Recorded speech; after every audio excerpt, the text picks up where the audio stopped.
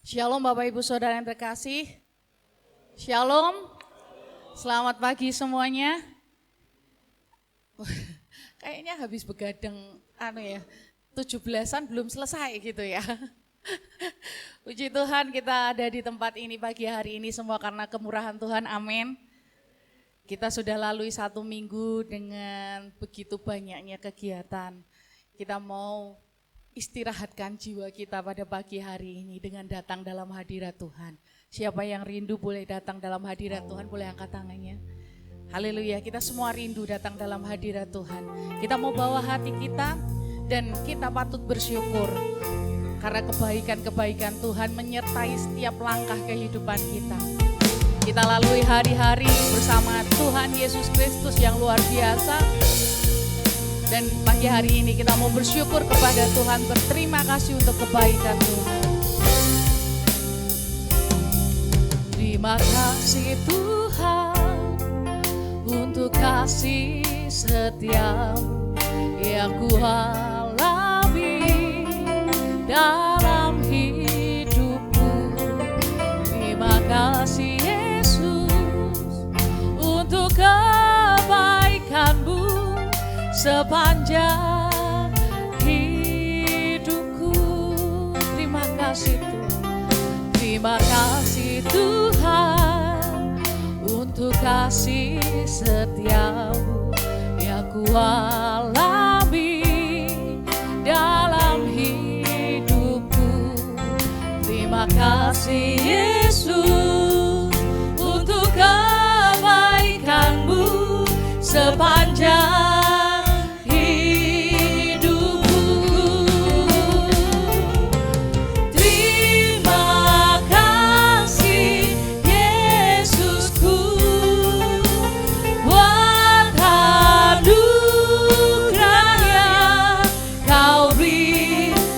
hari ini Tuhan adakan syukur bagimu. Terima kasih Tuhan.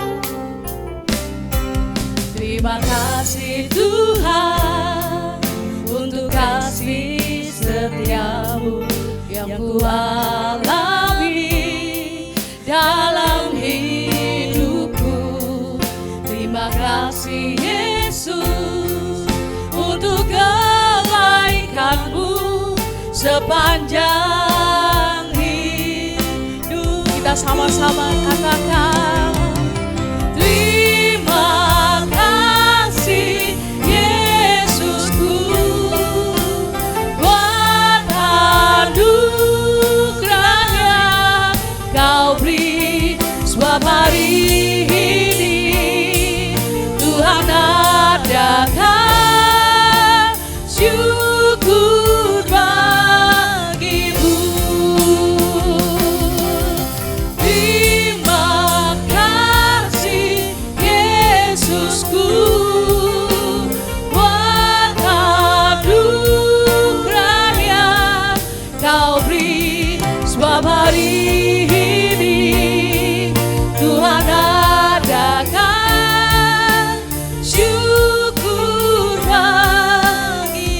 mau angkat tangan kita mau katakan terima kasih Yesusku. Kami ucapkan terima kasih Tuhan. Kami bersyukur untuk kebaikan-Mu. Haleluya. Sebab hari ini Tuhan adakan syukur. Yesusku, terima kasih Yesusku buat anugerahnya kau beri sebab hari ini Tuhan adakan syukur.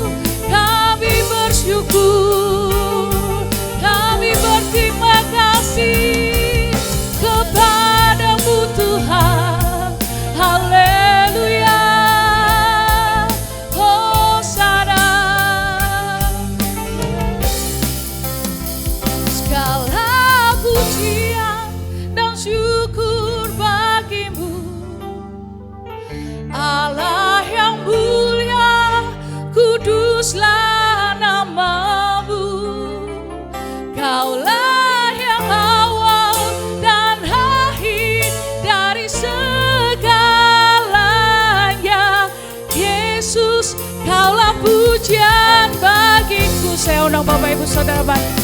Segala pujian dan syukur bagimu, Allah yang mulia, kuduslah namamu. Kaulah yang awal dan akhir dari segalanya. Yesus, kaulah pujian bagiku, segala pujian. Haleluya, kami tinggikan Tuhan. Allah yang mulia, kaulah namamu. Kaulah yang awal dan akhir dari segalanya. Yesus, kaulah pujian bagiku. Kaulah yang awal dan akhir dari segalanya. Yesus, kaulah pujian bagiku. Kaulah yang awal dan akhir dari segalanya. Yesus, kaulah pujian bagiku. Berikan sore-sore udahlah kita. Segala pujian, segala hormat, segala kemuliaan hanya bagi Tuhan kami Yesus Kristus saja. Pagi hari ini Tuhan kami rindu, kami rasakan hadirat Tuhan. Dan kiranya Tuhan Yesus hadir melawat setiap hati kami, melingkupi setiap hati kami. Karena kami yakin dan percaya ketika kami berjumpa dengan Tuhan, hidup kami diubahkan, hidup kami dipulihkan. Yang sakit Tuhan memberikan kesembuhan, yang dalam beban berat Tuhan memberikan kelegaan, yang kesusahan Tuhan berikan sukacita yang melimpah dalam hati kami. Karena Tuhan yang menyertai kami. Terima kasih Tuhan. Kami siap menaikkan pujian kami di hadapan Tuhan pagi hari ini. Kiranya Tuhan bertata dalam setiap pujian kami. Hanya di dalam nama Tuhan Yesus Kristus kami sudah berdoa dan bersyukur. Haleluya. Amin. Sekali lagi berikan sorak-sorai bagi Allah kita. Haleluya. Kita mau kasih salam dulu satu dengan yang lain. Katakan hari ini hari yang luar biasa. Haleluya, dengan senyum yang luar biasa juga. Haleluya, walaupun badan raga ini capek ya karena 17-an. Ya, tapi kita mau bersemangat di dalam Tuhan. Amin. Siapa yang bersemangat, siapa yang siap memuji Tuhan, boleh angkat tangannya. Haleluya. Kita mau datang dalam hadirat Tuhan. Hidupku ada di tangan-Mu, Kau beri rancangan yang terindah. Tak hanya yang baik saja yang ku terima. Haleluya. Walau tubuhku dirembukan, walau jiwaku tergoyahkan, pujianku takkan terhentikan. Roh-Mu yang memberi penghiburan. Haleluya. Akan ku pikul salib-Mu, cukuplah kasih setia-Mu. Ku bertahan, Kau kuatku, teguhkan imanku. Ya, kita pun tepuk tangan. Ku mau tetap bersyukur. Amin. Senantiasa bersyukur. Mana suaranya Bapak Ibu? Hatiku yang ku alami, biar kehendakmu terjadi. Katakan, ku mau tetap bersyukur, senantiasa bersyukur. Hatiku kan bersuka, sebab hari ini hari yang terbaik. Amin. Haleluya. Hidupku ada di tangan-Mu, Kau beri rancangan yang terindah. Tak hanya yang baik saja yang ku terima. Walau tubuhku dirembukan, walau jiwaku tergoyahkan, pujianku takkan terhentikan. Roh-Mu yang memberi penghiburan. Akan ku pikul salib-Mu,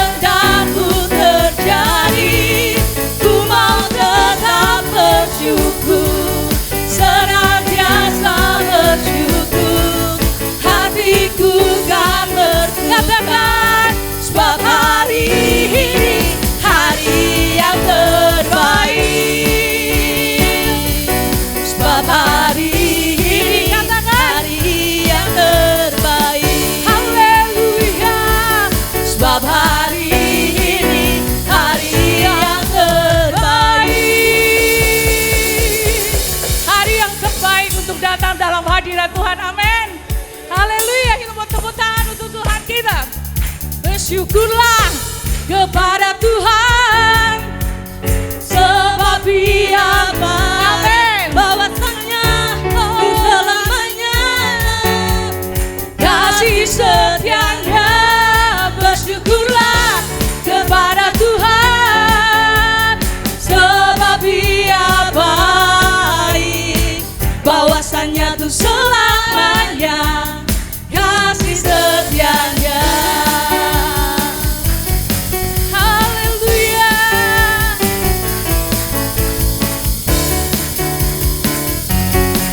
Oh, oh, oh. Datanglah, Datanglah ke baitnya dengan hati bersyukur, ke dalam pelatarannya dengan apa?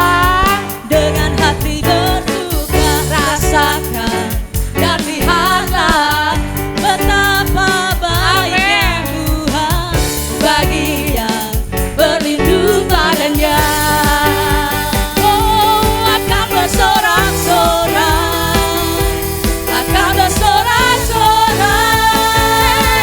Bersyukurlah kepada Tuhan, sebab Ia baik, bahwasanya untuk selamanya kasih setianya. Bersyukurlah kepada Tuhan, sebab Ia baik, bahwasanya untuk selamanya kasih setianya. Sekali lagi kita mau datang ke baitnya ya kudus. Datanglah ke baitnya dengan hati bersyukur, ke dalam pelatarannya dengan hati bersuka. Rasakan dan lihatlah betapa baiknya Tuhan bagi yang berlindung padanya.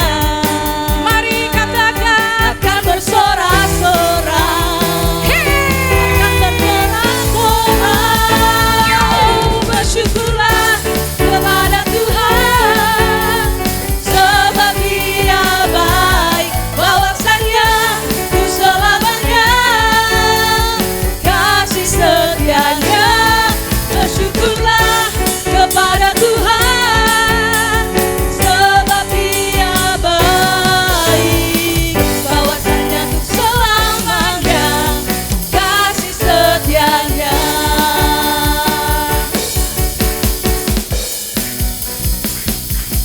Bersyukurlah kepada Tuhan, sebab Ia baik, bahwasanya untuk selamanya kasih setianya. Bersyukurlah kepada Tuhan, sebab Ia baik, bahwasanya untuk selamanya kasih setianya. Bahwasanya untuk selamanya kasih setianya. Bahwasanya untuk selamanya kasih setianya. Katakan bersyukurlah. haleluya, silakan duduk Bapak Ibu Saudara. Saya rasa bersyukur adalah satu-satunya obat untuk melepaskan segala kecewaan kita. Amin. Bersyukur salah satu obat supaya hati kita tetap tenang. Amin. Karena kita patut bersyukur. Semua yang baik, semua yang tidak baik yang kita alami, itu Tuhan izinkan terjadi untuk kebaikan kita. Amin. Kita mau siapkan persembahan kita yang terbaik untuk Tuhan. Pelayan-pelayan persembahan bisa mempersiapkan diri. Nanti doa persembahan akan dipimpin oleh Ibu Asih. Mari kita berdoa. Bapa yang kami sembah di dalam nama Tuhan Yesus Kristus, kami sungguh bersyukur ya Tuhan untuk pagi hari ini ya Tuhan. Kau berikan kami kesehatan sehingga kami boleh memuji dan memuliakan nama-Mu ya Tuhan. Itu semua karena kemurahan-Mu ya Bapa. Dan sebentar kami mau memberi yang terbaik dari apa yang Tuhan percayakan dalam hidup kami ya Tuhan. Biarlah persembahan ini dapat berguna bagi kerajaan Tuhan, khususnya di JKI MCC ini ya Tuhan. Biarlah persembahan ini boleh berbau harum ya Tuhan di hadapan-Mu dan untuk kemuliaan nama-Mu Tuhan. Terima kasih Tuhan, kami mau memberi dengan penuh ucapan syukur dan bersukacita. Hanya di dalam nama Tuhan Yesus Kristus kami berdoa, haleluya, amin. Amin. Besarkan nama Tuhan.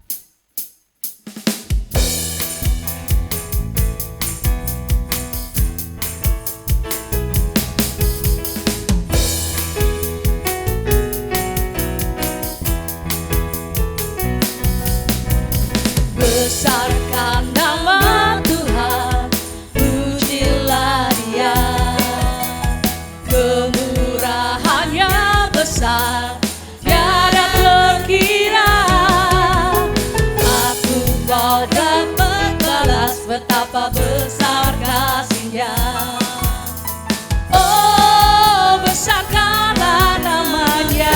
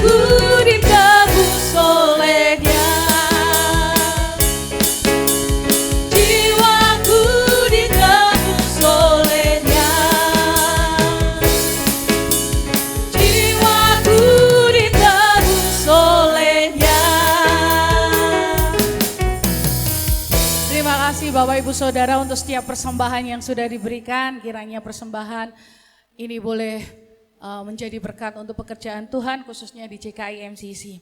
Sebentar kita akan persiapkan hati kita untuk mendengarkan firman Tuhan. Yang siap dengerin firman Tuhan boleh angkat tangannya. Tangannya dipakai nyenggol kanan kiri, ayo siapkan hati. Jangan ngantuk ya. Karena pagi hari ini berkat Tuhan lewat firman Tuhan akan dicurahkan kepada kita dan kita pasti akan mendapatkan kekuatan baru. Kita mau siapkan hati kita. Kita mau masuk dalam hadirat Tuhan.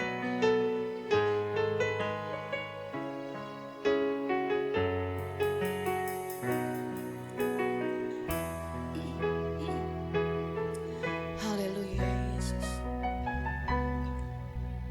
Tuhan, Kau sungguh besar, karya-Mu sungguh ajaib, tiada hentinya ku mengakui, sungguh Kau ajaib. Tuhan, Kau sungguh besar,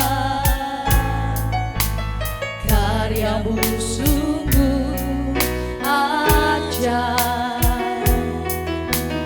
tiada hentinya ku mengakui, sungguh Kau ajaib. Ku mau selalu bersyukur kepadamu Tuhan, anugerah-Mu mempesonaku. Selalu dan selalu Kau angkat hatiku, Kau membuatku berharga di mata-Mu.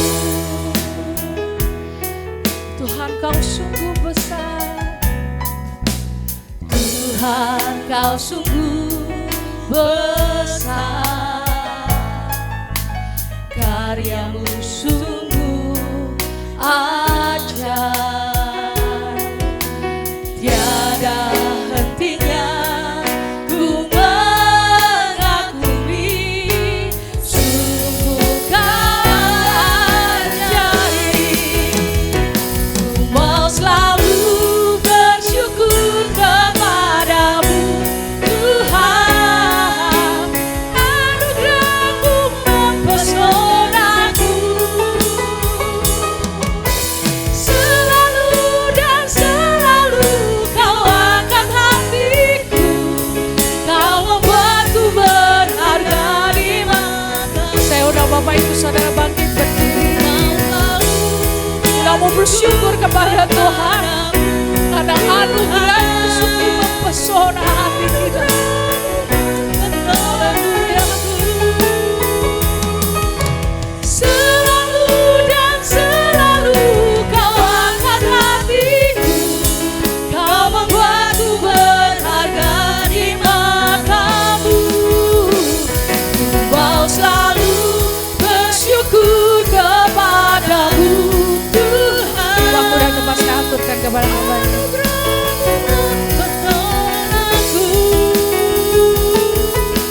Selalu dan selalu Kau angkat hatiku, Kau membuatku berharga di mata-Mu. Selalu dan selalu, Selalu dan selalu Kau angkat hatiku, Kau membuatku berharga di mata-Mu. selalu dan selalu, Selalu dan selalu Kau angkat hatiku, Kau membuatku berharga di mata-Mu.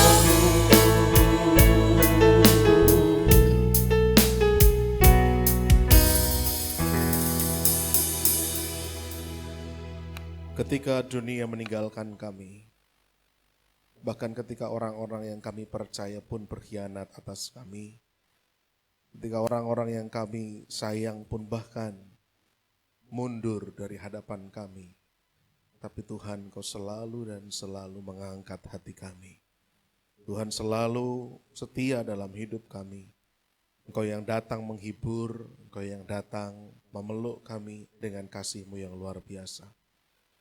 Terima kasih Tuhan, kami bersyukur punya Tuhan seperti-Mu. Kami bangga punya Tuhan seperti-Mu. Bapa di sorga, terimalah setiap nyanyian, pujian, penyembahan yang kami naikkan, menyenangkan hatinya Tuhan.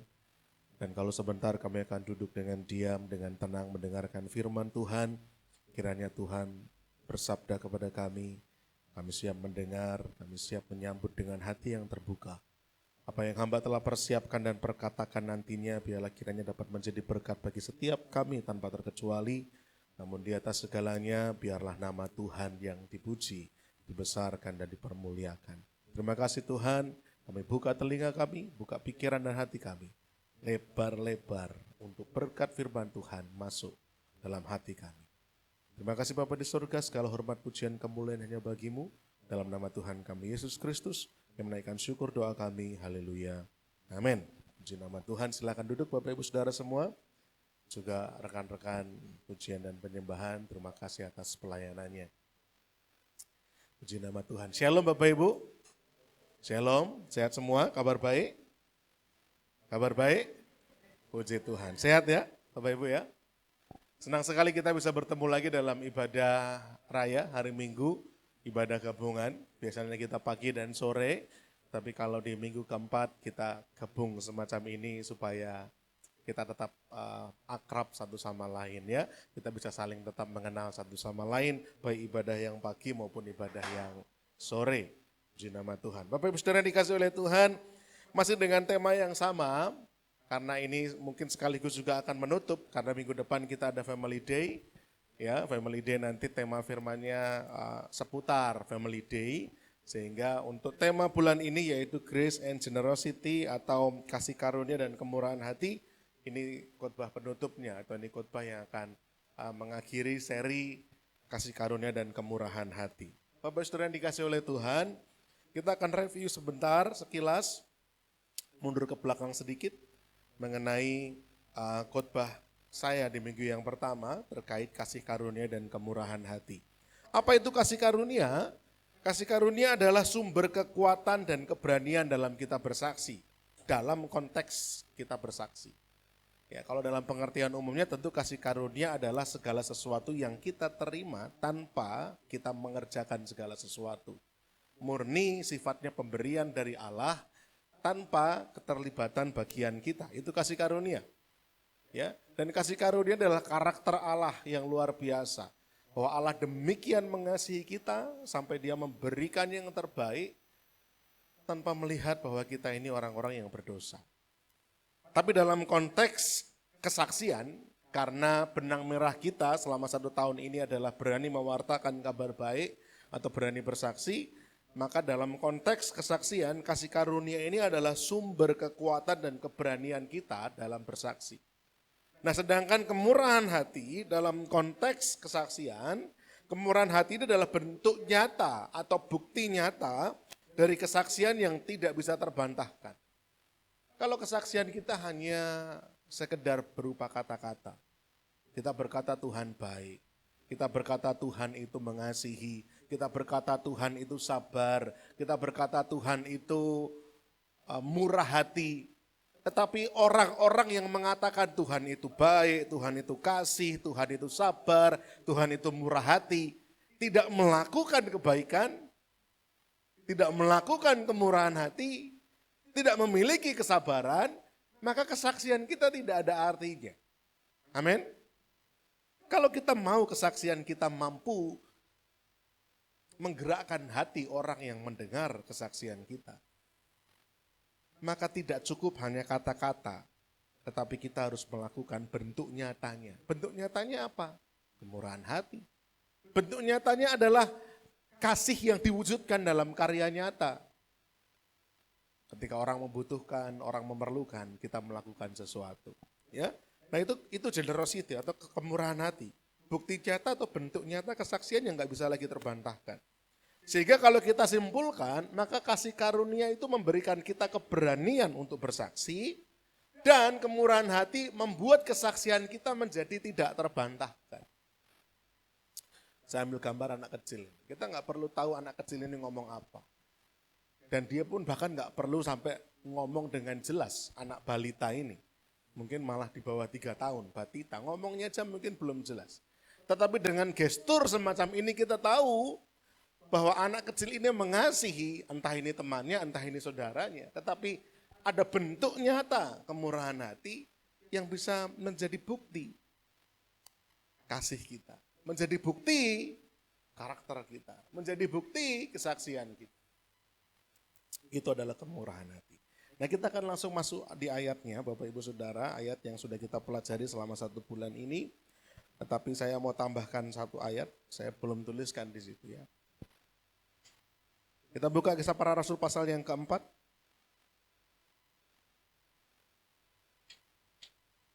Ayat yang ke-32 mulai. Kalau di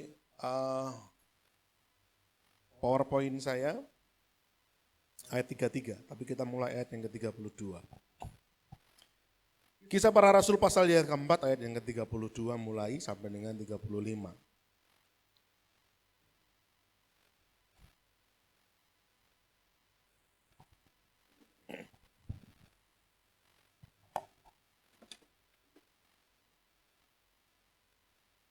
Sebentar Bapak Ibu ya.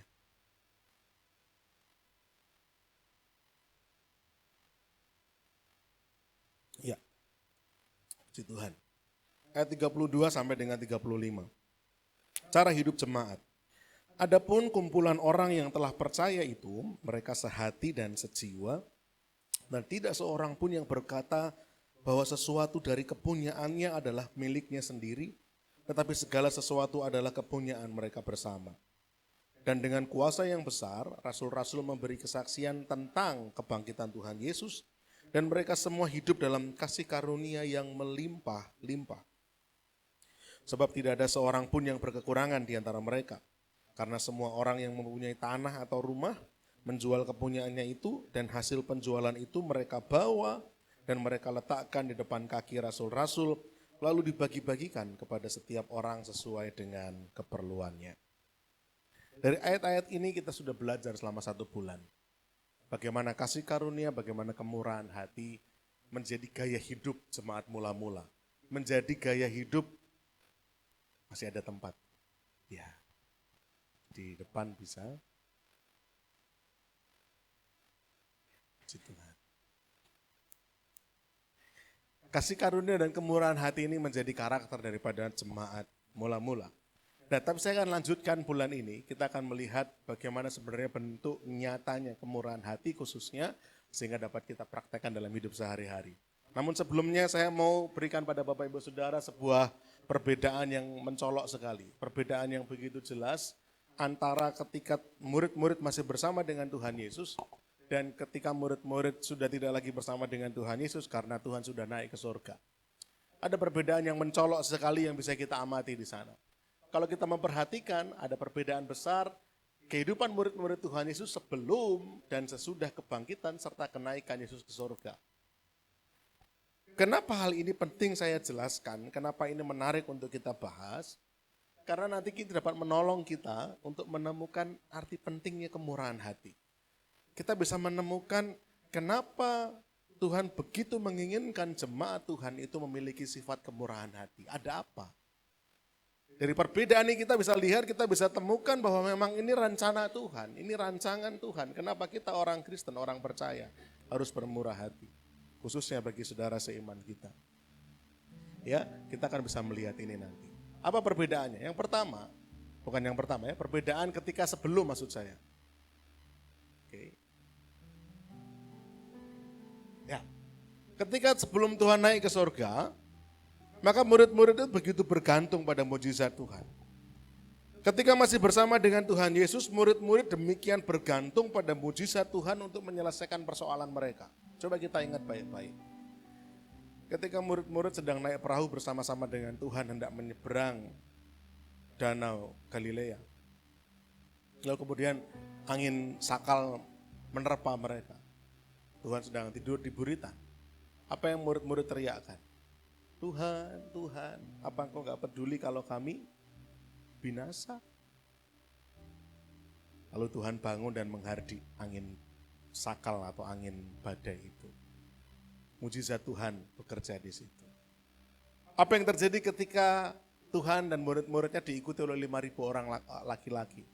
5.000 orang yang kelaparan, yang karena begitu antusiasnya mendengar pengajaran Tuhan sehingga 5.000 orang ini ada bersama-sama dengan Yesus dan murid-muridnya.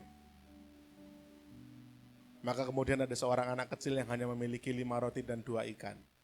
Tuhan mengerjakan mujizat. Dengan mengucap syukur atas 5 roti 2 ikan itu dan 5.000 orang bisa makan dengan kenyang bahkan sampai sisa. Mujizat Tuhan bekerja. Ketika ada pertanyaan mengenai persoalan membayar pajak, Tuhan menyuruh Petrus mancing. Dari mulut ikan itu bahkan ada keluar uang. Gambar apa pada uang itu? Gambar kaisar. Berikan pada kaisar apa yang jadi kaisar dan berikan pada Tuhan apa yang jadi punya Tuhan. Murid-murid begitu rasa-rasanya itu persoalan-persoalan, kebutuhan-kebutuhan mereka begitu cepat terjawab karena ada mujizat Tuhan yang bersama-sama dengan mereka. Karena Tuhan Yesus sendiri ada bersama-sama dengan murid-murid.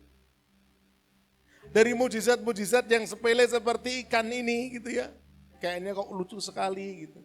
Sampai mujizat-mujizat kesembuhan. Bahkan sampai kebangkitan orang mati. Bagaimana Lazarus kemudian bangkit. Murid-murid menyaksikan itu semua. Dan rasa-rasanya wah enak ya kalau ada Tuhan ya. Semua permasalahan kita itu kayaknya langsung selesai gitu loh. Langsung ada jawabannya. Kita butuh ini Tuhan bantu, kita butuh ini Tuhan lakukan mujizat. Dahsyat. Tapi ketika kemudian Tuhan naik ke surga, ada perbedaan yang kemudian begitu besar terjadi di sana. Setelah Tuhan Yesus naik ke surga, keadaan berubah. Jemaat mula-mula tidak lagi selalu mengandalkan mujizat instan untuk menyelesaikan persoalannya. Enggak lagi bisa begitu. Kalau dulu kelaparan 5.000 orang kelaparan, apa yang mereka lakukan? Datang sama Yesus 5 roti 2 ikan jadi memberi makan 5.000 orang sampai kenyang. sisa 12 bakul.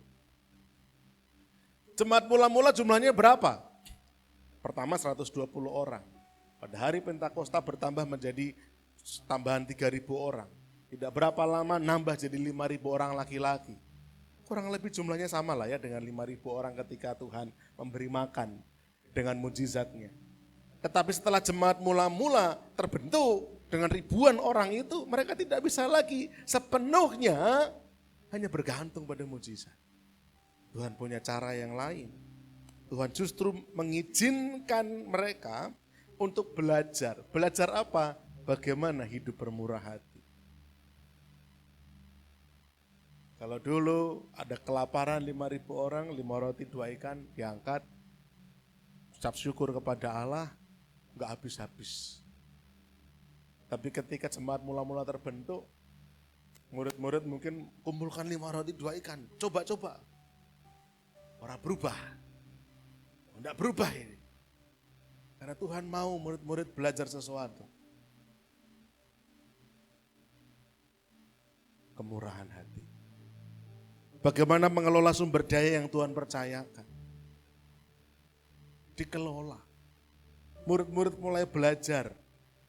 Yusuf Barnabas mempersembahkan hartanya. Murid-murid yang lain, jemaat-jemaat yang lain juga menjual harta milik mereka, diserahkan di kaki rasul-rasul, kemudian dikelola oleh rasul-rasul, dibagi-bagi sesuai keperluan mereka masing-masing. Murid-murid dan gereja mula-mula belajar mengelola sumber daya yang mereka punya. Kita ada uang segini nih, cukup gak ini buat sekian? Cukup, oke, tolong diatur semaksimal mungkin. Cukup gak? Enggak cukup, piye carane? Berdoa, bergumul. Siapa yang bermurah hati bergerak. Gereja mula-mula tidak lagi hanya sekedar mujizat terjadi, celing, mujizat terjadi, celing. Nah, mereka belajar bagaimana hidup dalam kasih, saling menjaga, saling memperhatikan. Kemarin sempat disinggung juga sama Mas Stefanus. Bagaimana ketika jemaat mula-mula sudah mulai terus bertumbuh, terus bertambah, kemudian muncul masalah. Ada janda-janda dari orang-orang Yahudi yang berbahasa Yunani. Merasa nggak fair ini, merasa nggak adil. Kenapa kami ini nggak dapat berkat, nggak dapat pemeliharaan sebagaimana janda-janda yang Yahudi asli itu. Kemudian rasul-rasul rapat, ini kayak gini nggak, kalau kayak gini terus nggak baik. Kita jadi nggak bisa bergerak dengan leluasa untuk memberitakan Injil. Piye carane? Oke, rapat yuk. Kemudian mereka rapat dan ada satu saran dan saran itu dipandang baik. Dipilihlah 7 orang yang cakap penuh dengan Roh Kudus untuk kemudian apa? Mengelola sumber daya dan memperhatikan janda-janda Yahudi yang berbahasa Yunani untuk pemeliharaan hidup mereka. Salah satunya Stefanus yang kemudian mati martir. Murid-murid gak lagi nyender sepenuhnya sama mujizat, tapi belajar ngelola berkat Tuhan, belajar bermurah hati. Ini bukan berarti Tuhan berhenti melakukan mujizat. Ini bukan berarti Tuhan gak bisa melakukan mujizatnya. Enggak, bisa. Dan akan selalu bisa. Siapa percaya mujizat Tuhan masih terjadi sampai dengan hari ini? Saya percaya. Saya percaya. Saya termasuk pelayan Tuhan, teolog yang meyakini bahwa mujizatnya masih tetap terjadi sampai dengan saat ini. Karena saya pun mengalami sendiri. Bagaimana mujizat Tuhan dalam kehidupan kami, keluarga, dalam kehidupan saya pribadi. Kalau bukan mujizat, apa namanya? Saya nggak tahu. Saya simpulkan itu mujizat. Mujizat masih terjadi. Tetapi mujizat-mujizat yang Allah kerjakan, itu sudah di luar batas kemampuan kita. Allah mau kita melakukan kemampuan kita dulu. Allah mau, Tuhan mau kita melakukan bagian kita dulu. Anda bisa menangkap maksud saya bahwa jemaat mula-mula, mereka punya persoalan bagaimana memenuhi kebutuhan gereja, memenuhi kebutuhan jemaat. Mereka mungkin melakukan bagaimana berdoa dan mengharapkan mujizat Tuhan bekerja. Tapi Tuhan menggerakkan hati orang-orang ini untuk alih-alih kamu hanya berdoa, jual milikmu, bagi pada jemaat. Alih-alih kamu hanya merasa mujizat Tuhan harus terjadi, alih-alih kamu hanya menantikan pertolongan campur tangan Tuhan, kenapa kamu gak melakukan bagianmu? Ada yang punya ini, kasih dong. Ada yang punya ini, kasih. Tuhan melatih gereja awal, jemaat mula-mula untuk lakukan bagianmu. Aku sudah memberi contoh selama 3,5 tahun. Seakan-akan begitu. Murid-murid 12 orang ini, 120 orang yang juga kemudian menjadi murid Kristus. Melihat langsung bagaimana Tuhan melayani. Melihat langsung bagaimana Tuhan mengasihi jiwa-jiwa. Dan sekarang giliranmu melayani. Kamu akan menerima kuasa sebagai saksiku. Gunakan kuasa itu. Kamu melayani sebagaimana aku melayani. Itu yang menjadi inspirasi murid-murid. Mereka melakukan seperti apa yang Tuhan mau. Murid-murid gak cuma mengandalkan mujizat, tapi mereka sungguh-sungguh kemudian bertumbuh dalam tanggung jawab akan kasih karunia yang mereka terima. Mereka gak cuma sekedar, maaf saya gunakan kata ini, mereka gak cuma sekedar ngatung menunggu pertolongan Tuhan. Oh Tuhan, ini janda-janda yang protes ini Tuhan, piye ini? Katanya mereka gak merasa terlayani. Gimana Tuhan? Alih-alih hanya berteriak, alih-alih hanya meminta bantuan, meminta mujizat Tuhan. Tuhan dorong mereka rapat, diskusi, ambil langkah. Mereka rapat, membentuk tim bergerak, jiwa-jiwa terlayani. Jemaat mulai belajar, oh iya, kita bisa kok ternyata. Kita mampu melakukan apa yang seperti Yesus lakukan dulu. Dengan mujizat, dan kita sudah disertai sama Tuhan. Ayo kita lakukan bagian kita, apa yang kita miliki, apa yang kita punya. Mereka mulai membagi-bagikan itu. Sekali lagi bukan berarti Tuhan berhenti melakukan mujizat Bapak Ibu Saudara, tidak. Tetapi seperti Tuhan sedang mendidik anak-anaknya, mendidik jemaat untuk tidak hidup kekanak-kanakan dalam iman. Jangan dikit-dikit kita teriak-teriak, Tuhan mujizat tolong aku Tuhan. Jangan sedikit-sedikit gereja juga mengandalkan, oh Tuhan mujizatmu, lakukan dulu bagian kita. Apa yang bisa kita kerjakan? Tidak lalu sedikit-sedikit istri teriak-teriak sama Tuhan, Tuhan suamiku Tuhan, angel banget Tuhan gak mau ke gereja, Tuhan tunjukkan mujizatmu. Jangan sedikit-sedikit teriak, istri lakukan apa dulu bagiannya. Sudahkah jadi istri yang baik bagi suaminya? Sudahkah melayani dan mengasihi suaminya? Suami-suami juga gak lalu terus, wah angel banget anak-anakku Tuhan, dendengnya bukan main. Wes Tuhan mujizatmu Tuhan, tunggu dulu, lakukan dulu bagianmu suami-suami. Bapak-bapak sudah belum menjadi ayah yang baik bagi anak-anak. Saya kemarin membaca satu kalimat yang membuat saya tertegun. Merenung. Kalimat ini berbahasa Inggris tapi kira-kira artinya begini. Saya tidak ingin menjadi ayah yang ketika anak saya mengalami satu persoalan, mereka takut datang sama saya untuk cerita. Saya mau jadi ayah yang ketika anak-anak saya menemukan masalah, saya adalah orang pertama yang mereka pikir untuk temui. Menjadi perenungan bagi saya, wah bagaimana saya jadi ayah? Apakah saya terlalu keras kepada anak-anak? Apakah saya sudah mendidik anak-anak saya dengan baik? Apakah saya sudah bertanggung jawab kepada anak-anak saya dengan lebih baik lagi? Bapak-bapak jangan terus-terusan meronta dikit-dikit, Tuhan tolong Tuhan keluargaku Tuhan, mujizatmu. Sebelum kita berteriak, cross check dulu. Sudahkah kita mengelola berkat Tuhan dengan baik? Sudahkah kita melakukan bagian kita dengan baik? Bukan mujizat Tuhan tidak bekerja, tetapi Tuhan mendidik jemaatnya untuk dewasa. Enggak selalu menerus-menerus 5 roti 2 ikan ucap syukur bleng jadi, enggak. Kerjakan bagianmu, kelola sumber daya berkat yang aku percayakan, saling mengasihi satu sama lain. Ketika sudah mentok, ketika sudah gak ada jalan keluar, mujizat Tuhan terjadi. Tenang aja. Tapi kita tidak boleh malas, kita gak ngapa-ngapain. Kita udah ngerasa yang paling tersakiti, paling terhakimi, dan kemudian kita teriak, Tuhan mujizatmu. Tuhan bilang nanti dulu, kamu belum mengupayakan yang terbaik. Jadilah dewasa, jadilah matang, sehingga gereja Tuhan awal-awal, jemaat Tuhan awal-awal, mereka bertanggung jawab untuk mengelola itu. Sampai pada akhirnya Alkitab mencatat di ayat yang tadi kita baca, mereka semua hidup dalam kasih karunia yang melimpah-limpah. Bapak Ibu Saudara, hari-hari ini banyak orang yang ingin mengalami mujizat. Betul? Saya rindu mujizat Tuhan, angkat tangan. Tak apa-apa, mujizat Tuhan masih bekerja kok. Yang rindu, tinggi-tinggi. Rindu mengalami mujizat Tuhan atas doa pergumulan Bapak Ibu Saudara. Pertanyaannya adalah, seringkali kita terlalu fokus sama mujizat Tuhan, menunggu pertolongan Tuhan. Tapi apakah kita sudah melakukan bagian kita? Tuhan, masa aku ngontrak terus toh Tuhan? Aku juga pengen punya rumah. Lakukan bagian kita. Sudah nabung belum? Sudah ngecek harga rumah belum?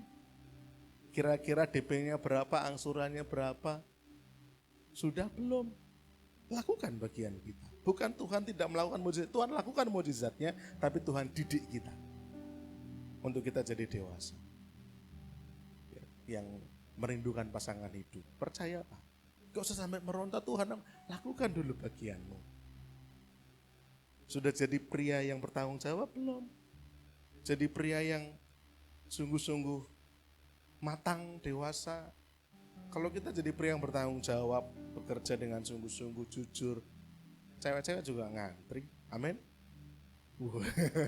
Amin cowok-cowok. Gak ada yang amin. Keras om kalau harus bertanggung jawab susah. Nah, ya gimana? Cewek-cewek tentu menantikan cowok-cowok yang bertanggung jawab. Sebaliknya juga para wanita, cewek-cewek. Gak usah yang bingung bagaimana pasangan hidup, Lakukan dulu bagianmu. Sudah mempersiapkan diri menjadi perempuan yang siap menjadi penolong belum? Mendampingi. Ya, perempuan itu katanya fisiknya lemah. Enggak, justru perempuan itu kuat. Kenapa? Karena perempuan itu penolong laki-laki. Enggak ada ceritanya penolong itu lebih lemah dari yang ditolong, enggak ada. Perempuan-perempuan Anda kuat. Tapi kekuatan Anda untuk menolong, bukan untuk melawan para suami. Firman Tuhan bilang kita itu, perempuan itu tunduk sama suami, bukan tanduklah suamimu, bukan ya. Sudah belum mempersiapkan diri sebaik mungkin. Kan gitu kan? Tapi indahnya, karena ini konteksnya kemurahan hati, saya harus bahas hal ini. Indahnya bahwa kadang-kadang kita lupa mujizat terbesar itu bukan apa yang kita terima, tapi seringkali mujizat terbesar itu apa yang bisa kita kerjakan, yang mendatangkan perubahan. Seringkali mujizat terbesar itu justru adalah ketika kita rela jadi saluran kasih karunia dan kemurahan hati bagi orang lain di sekitar kita. Seringkali itu justru malah mujizat terbesar. Maksudnya piye? Sebentar, saya mau tanya. Bapak Ibu Saudara, ketika Tuhan menyembuhkan mata seorang buta, Tuhan menyembuhkan dalam waktu seketika atau beberapa tahun? Seketika. Ketika Tuhan menyembuhkan kaki orang lumpuh, apakah Tuhan membutuhkan waktu beberapa tahun atau terjadi seketika? Seketika. Ketika Tuhan membangkitkan Lazarus yang mati, apakah Tuhan harus menunggu bertahun-tahun sampai Lazarus bangkit atau terjadi seketika? Halo? Seketika. Halo? Seketika atau harus menunggu sekian lama? Seketika. Mujizat itu terjadi seketika. Tapi saya tanya, untuk merubah karakter Yudas yang cinta uang, bisa terjadi seketika? Bahkan Tuhan dengan penuh kasih, dengan penuh kesabaran, menantikan dia berubah, menantikan dia bertobat, tapi juga akhirnya jatuh. Melihat kekerasan kepalanya Petrus, kesombongan murid-muridnya dalam berbicara siapa yang terbesar di antara kita, apakah terjadi seketika atau butuh waktu bertahun-tahun untuk perubahan karakter mereka? Saya tanya Bapak Ibu. Bertahun-tahun. Artinya apa? Saya percaya Tuhan kita akan jauh lebih bangga ketika melihat kita bukan dalam ketika kita terdesak butuh pertolongan lalu kita mengalami kemenangan. Saya percaya Tuhan akan jauh lebih bangga dan kagum ketika melihat Bapak Ibu Saudara dulunya pemarah, tapi kemudian berubah menjadi pribadi yang sabar. Yang dulunya suka gosip, tapi kemudian berubah jadi pribadi yang mulutnya memberkati. Yang dulunya maaf pelit bukan main, tapi kemudian akhirnya menyadari harus ada kerelaan untuk jadi saluran kasih karunia, mau bermurah hati bagi orang yang memerlukan. Kalau itu terjadi, saya percaya nilai mujizat ini lebih besar di mata Tuhan. Amin. Halo, percaya? Saya bersyukur ketika akhirnya saya dan istri dikaruniai Tuhan momongan setelah kami nunggu 10 tahun. Bapak Ibu Saudara, itu mujizat yang kami alami, yang kami gumuli. Tapi jauh lebih penting di mata Tuhan, saya yakin perubahan karakter saya dan istri untuk boleh sungguh-sungguh disiapkan Tuhan jadi hamba, jadi pelayan Tuhan.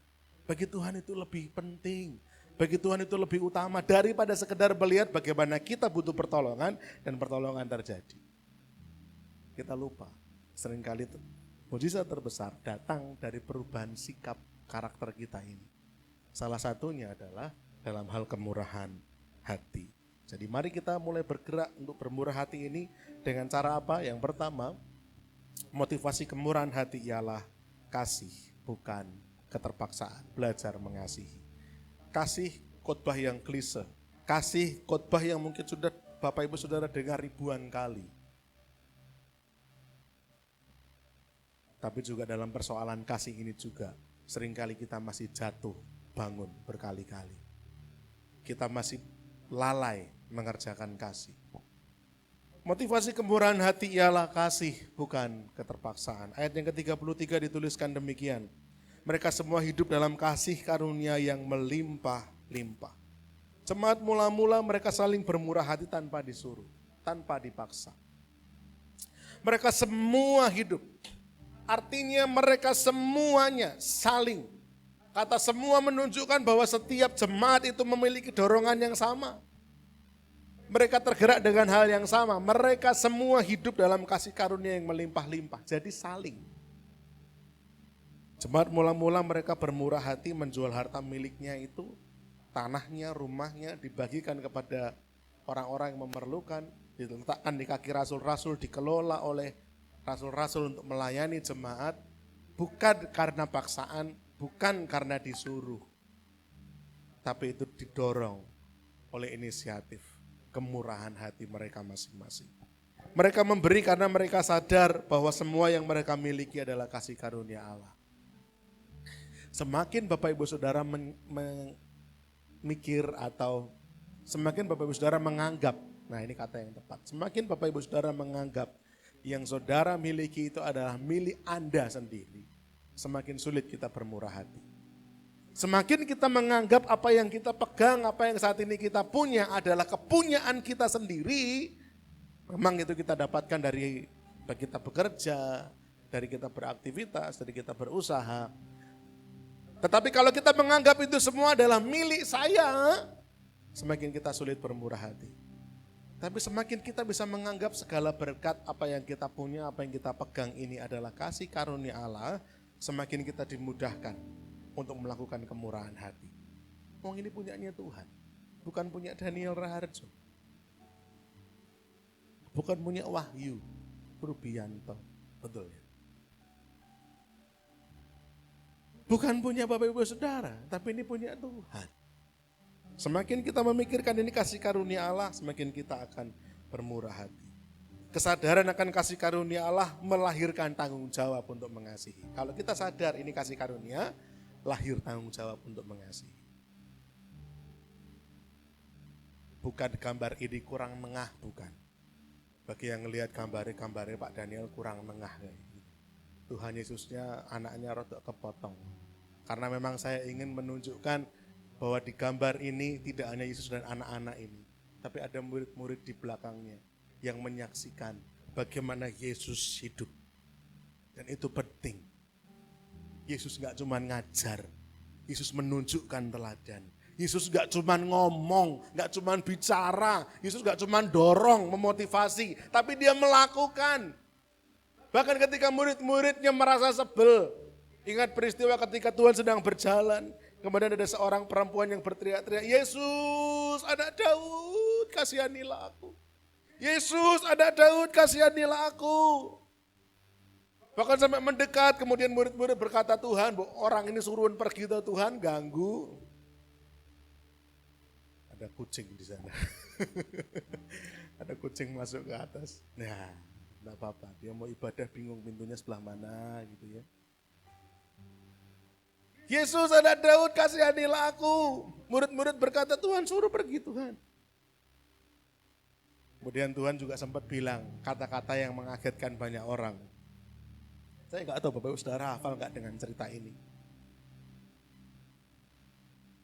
Perempuan ini anaknya sakit keras dan perempuan ini meronta-ronta untuk Tuhan tolong. Tapi Tuhan bilang apa? Tidak baik. Apa? Ada yang ingat? Memberi roti yang disiapkan untuk anak-anak, melemparkannya kepada anjing. Tidak baik.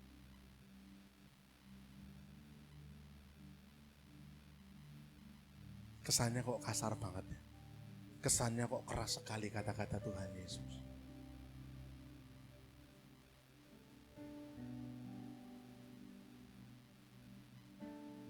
Kata-kata yang menurut saya itu menyakitkan.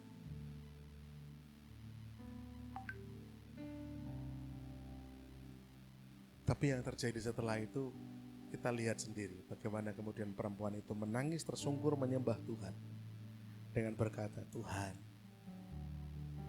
memang kalaupun aku toh anjing itu, aku makan remah-remahan yang jatuh dari meja tuanku, gak apa-apa. Perempuan itu memposisikan diri sebagai bukan anjing liar, tapi anjing yang ada di bawah meja tuannya.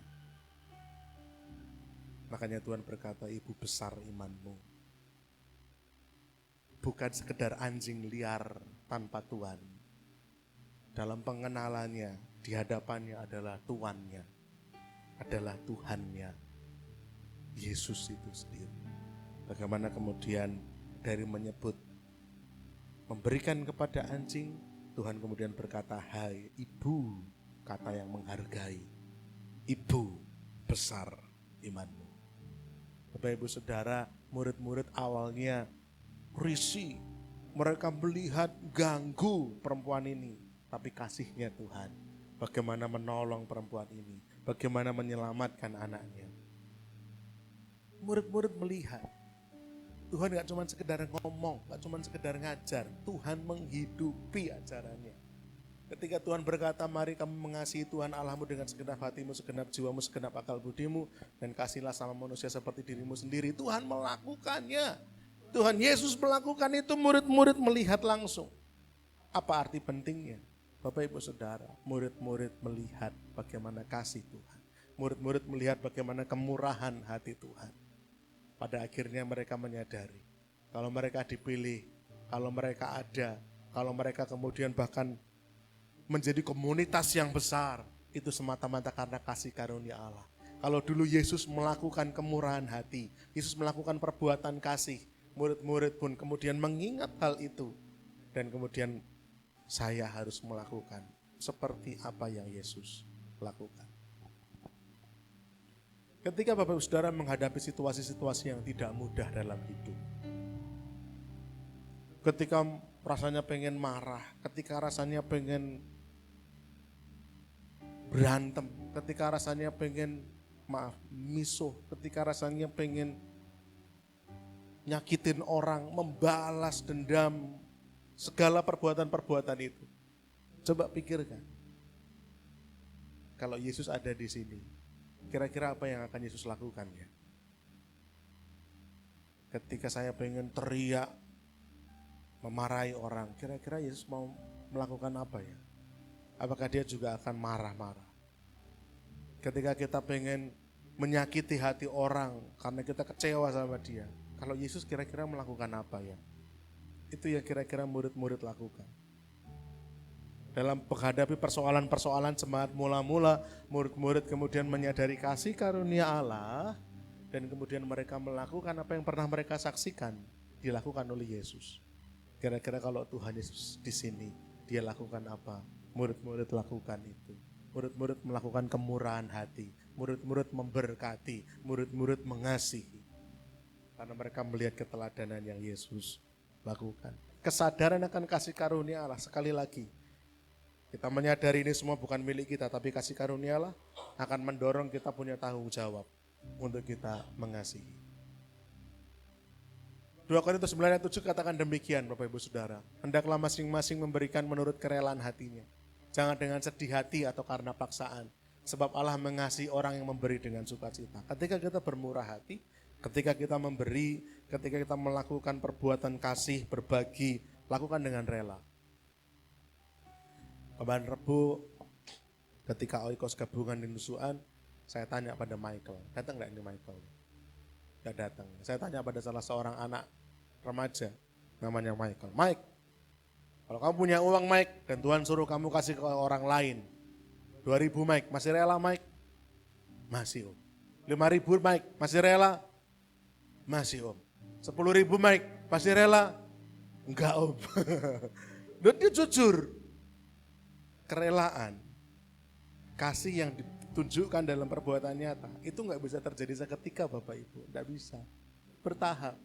Dulu kita relanya 2.000, ya udah berikan 2.000. Dulu kita relanya 5.000, berikan 5.000. Tapi kemudian latih diri kita untuk terus meningkat. Ketika memberi, menolong kepada orang lain, dan kita harus keluar misalkan 100.000, gimana respon hati kita? Jangan dengan sedih hati. Kudune iso tak nggo tuku bensin, malah kepajet. Jangan dengan paksaan.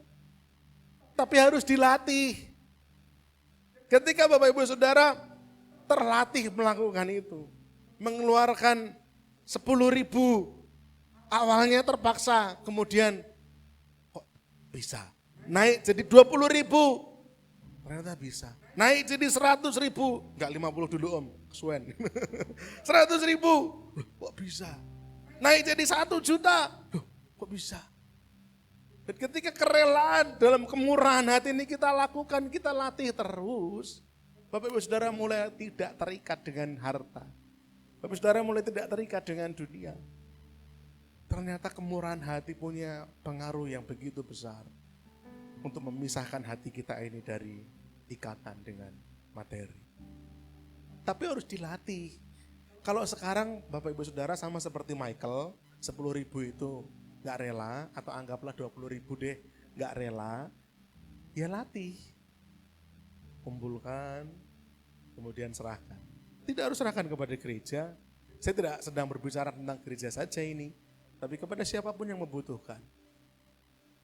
Latih. Relakan waktu Anda. Relakan tenaga Anda. Wow, biasanya saya malas. Latih. Relakan perhatian Anda. Untuk juga memperhatikan orang lain. Wah, ribet banget ikut ngurusin urusannya orang lain. Urusan saya sendiri aja bejibun, kok saya harus memperhatiin hidup orang lain. Latih. Enggak seketika bisa terjadi. Latih, Bapak Ibu Saudara. Dalam hal kemurahan hati, sifatnya pemberian, saya hanya mau sampaikan, jangan menunggu diumumkan atau dipaksa. Biarlah kasih karunia Allah yang mendorong kita, enggak perlu. Saya pokoknya akan memberi kalau Om Daniel atau pengurus gereja mengumumkan kebutuhan dana di gereja, baru nanti tak kasih. Kalau enggak ada pengumuman kebutuhan dana, enggak usah lah, berarti gereja aman-aman aja. Kalau selama ini punya pikiran begitu, coba dirubah. Enggak perlu nunggu diumumkan, enggak perlu nunggu dipaksa. Ya, sekali lagi saya khotbah tentang kemurahan hati ini bukan karena gereja lagi butuh, tidak. Lepasi aja kan. Memang tema ini sudah disiapkan dari awal tahun. Bantu doa terus Mas Rian. Ya, saya percaya Tuhan akan tolong kita. Saya sampai kebawa mimpi loh Bapak Ibu. Saya sharing dengan Pak Daniel kapan hari. Pak, nanti kebawa mimpi aku Pak. Saya sudah masuk ke gereja itu, ternyata di belakangnya tanahnya lebar, kita pakai untuk parkir, ngantek kegawa mimpi loh Pak, saya bilang. Sampai ke bawah mimpi, tapi kita sudah menempati gereja itu dan parkirnya di belakang gereja. Padahal di belakang gereja itu rumah ya, kemarin ya Mia, gak bisa. Yang kosong, yang tanah depan, sampai terbawa mimpi. Saya bilang, Tuhan mosok iya Tuhan, ini jemaat sudah begitu rindu ya. Ibu Gembala sudah telepon saya, dan besok Senin kami akan ketemu untuk ngobrol lagi jawaban dari beliau. Bantu doa saja Bapak Ibu Saudara ya. Sekali lagi saya mau katakan bahwa Saya bicara begini bukan semata-mata karena kita sedang membutuhkan dana, tidak. Ini konteks dalam hal umum. Baik di gereja maupun dalam bentuk apapun. Jangan nunggu ada pengumuman, jangan nunggu ada paksaan baru kita tergerak untuk memberi. Jangan. Kalau kita mau belajar kemurahan hati, gerakan bermurah hati itu lahir karena kasih, bukan karena terpaksa. Kita melihat ada seseorang perlu kita tolong, kita bergerak. Sudah itu. Bukan karena terpaksa, bukan karena ada gerakan, bukan karena ada dorongan. Karena hati ini loh digerakkan sama Roh Kudus sama Tuhan, kita lakukan ini. Yang kedua, wujud kemurahan hati itu memberi, bukan malah menuntut. Dikatakan dalam ayat yang ke-34, tidak ada seorang pun yang berkekurangan di antara mereka. Kenapa? Karena mereka saling memberi, bukan saling menuntut. Enggak ada yang kekurangan. Paham enggak Bapak Ibu Saudara kata-kata ini? Tidak ada seorang pun yang berkekurangan di antara mereka. Kenapa? Karena mereka semua saling memberi, bukan saling menagih, bukan saling menuntut. Kalau masih ada yang menuntut, berarti ada yang masih kurang enggak? Ini kayaknya masih ngantuk semua ini, saya ulang sekali lagi. Dan tidak ada seorang pun yang apa? Berkekurangan di antara mereka. Makanya saya simpulkan, ini deduksi saya menyimpulkan bahwa berarti mereka itu sudah saling memberi, bukan saling menuntut. Karena kalau masih ada yang menuntut, berarti masih ada yang kekurangan, kan benar nggak? Kalau mereka sudah saling memberi, berarti mereka sudah kelebihan, sudah kecukupan. Nangkap Bapak Ibu? Sederhana itu. Jemaat mula-mula tidak ada seorang pun yang berkekurangan di antara mereka. Karena semuanya tidak merasa kekurangan untuk lalu berhak merasa menuntut. Aku ki lho ora ditulungi, aku ki lho ora disupport. Enggak ada. Karena mereka semua memberi. Mereka sudah tercukupi. Gak ada seorang pun yang berkekurangan. Jemaat mula-mula bukan sibuk menuntut kenapa saya gak diperhatikan. Kenapa ya Om Daniel gak memperhatikan saya. Mohon maaf kalau ada di acara Bapak Ibu Saudara yang mungkin merasa saya kurang perhatian. Ya mohon maaf. Tapi sebisa mungkin saya akan memperhatikan Bapak Ibu Saudara. Ya, memperhatikan dengan seksama gitu. Bapak Ibu Saudara, di tempat kita ada oikos. Oikos itu ada salah satu cara kita untuk semua jemaat bisa terlayani dengan baik, diperhatikan. Ya. Karena saya menyadari saya ini terbatas sekali. Terbatas dalam tenaga, terbatas dalam waktu, terbatas dalam materi, terbatas dalam perhatian. Ya. Tapi saya mau latih Bapak Ibu Saudara dan mendorong Bapak Ibu Saudara untuk berhenti berpikir kenapa saya nggak diperhatikan. Tapi mulailah berpikir apa yang bisa saya perhatikan di gereja ini. Kan gitu harusnya. Itu sikap seorang yang bermurah hati. Jemaat mula-mula mereka tidak berpikir begitu, tapi justru mereka bertanya, apa yang bisa saya lakukan supaya saudaraku tidak kekurangan. Alih-alih berkata, kok aku ora diperhatikan gini, orang ono sing gagas gitu. Alih-alih Bapak Ibu Saudara merasa grantes tidak digagas. Bagaimana kalau kita gagas aja yang lain? Lebih enak tuh.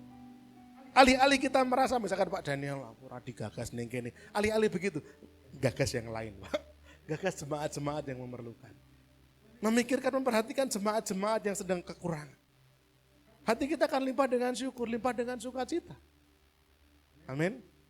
Lirih mesti amin. Aminnya pasti pelan gitu ya. Jangan selalu haus minta diperhatikan Bapak Ibu. Belajar menjadi seorang Kristen yang dewasa dan matang. Mereka tidak saling menghakimi, tapi saling melengkapi. Saya tidak lelah-lelah mengingatkan hal ini. Karena firman Tuhan bulan ini akan sukses kalau tidak ada seorang pun di antara kita yang menuntut untuk diperhatikan.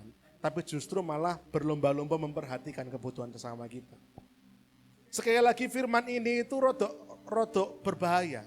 Karena berbahayanya gini, katanya jemaat mula-mula menjual harta miliknya dan membagi-bagikan kepada orang-orang yang memerlukan, jemaat-jemaat yang memerlukan. Saya ini perlu loh di sini. Halo, kok nggak ada yang memperhatikan saya? Nggak ada yang pengen jual motornya gitu buat saya hidup gitu. Kalau ada yang berpikiran begitu, maka firman ini gagal, salah. Nyampainya di telinga dan nyampe di hati Bapak Ibu salah. Firman bulan ini kan mendorong kita, melatih kita untuk bermurah hati semuanya. Alih-alih memikirkan motor orang lain harusnya dijual supaya saya bisa hidup. Nah, pikirkan bagaimana kalau motor kita yang kita jual supaya orang lain bisa hidup. Kan gitu. Walaupun sekali lagi saya katakan tidak harus se ekstrim itu. Saya lupa di minggu keberapa saya katakan. Yang khotbah ketika mungkin Bu Putri atau Mbak Irma saya lupa. Ketika itu membahas ayat ini bagaimana jemaat mula-mula menjual rumahnya, menjual tanahnya. Tapi kemudian saya ingatkan, tidak semuanya begitu. Ada pasangan suami istri namanya Anania Safira. Mereka menjual tanahnya, miliknya, kemudian disimpan sebagian dikasih. Yang ada malah petaka. Daripada Bapak Saudara nggak siap melakukan itu dan terjadi malapetaka, sama ini toh. Saya tak jual motor saya, tak berikan untuk pembangunan gereja, diberikan motornya, laku 15 juta, ini kok eman-eman dimolas gitu kan. Saya tak kei 5 yuto wae, 10 juta. Itu kan pikiran-pikiran Anania Safira. Kalau memang belum siap melakukan itu ya enggak usah. Walaupun dia tidak selalu terjadi karena Anania Safira ini adalah peringatan khusus. Tidak lalu begitu. Anda bisa belajar seperti Aquila Priscilla. Saya katakan beberapa minggu yang lalu. Aquila Priscilla tidak menjual rumahnya. Tapi Aquila Priscilla menggunakan rumahnya untuk persekutuan. Aquila Priscilla menggunakan rumahnya untuk melayani jemaat-jemaat. Aquila Priscilla jadi suami istri yang rumahnya terbuka untuk jemaat datang diberkati. Gak semua harus ekstrim jual rumahnya. Anda bisa jadi seperti Aquila Priscilla, rumahnya terbuka untuk jiwa-jiwa terberkati. Itu pun kemurahan hati. Amin. Tidak harus lalu habis pulang dari sini sertifikat di sertifikat. Dibuka. Jangan. Bahaya itu. Nanti mau tinggal di mana Bapak Ibu Saudara? Enggak gitu. Tidak harus selalu se-ekstrim itu. Tapi kemurahan hati ini loh yang harus kita punya. Amin. Jadi Bapak Ibu Saudara, jemaat mula-mula mereka enggak saling menghakimi, tapi mereka saling melengkapi. Apa yang bisa mereka lakukan? Jangan hanya cari kesalahan dalam jemaat, antar teman dalam pelayanan, jangan. Berhenti, menuntut menghakimi itu berhenti. Kenapa gereja enggak begini, kenapa gereja enggak begitu, kudunya tuh gereja gini loh. Ini kan kotaknya banyak, ini dibuka aja gitu kan. Gunakan untuk dibagi-bagi. Alih-alih kita berpikir seperti itu terus, sudah gitu. Kita pikirkan apa yang bisa saya beri, apa yang bisa saya lakukan. Itu belajar kemurahan hati. Tapi kalau kita masih terus memusingkan diri dengan kata-kata bahwa gereja kok enggak begini ya, gereja kok enggak begitu, harusnya kan gereja begini. Daripada kita berpikir yang enggak, lakukan saja bagian kita. Sekali lagi saya mau mengingatkan Bapak Ibu, ketika nanti Bapak Saudara pulang ke rumah Bapak, yang Tuhan minta pertanggungjawaban itu bukan apa yang telah gerejamu lakukan, bukan.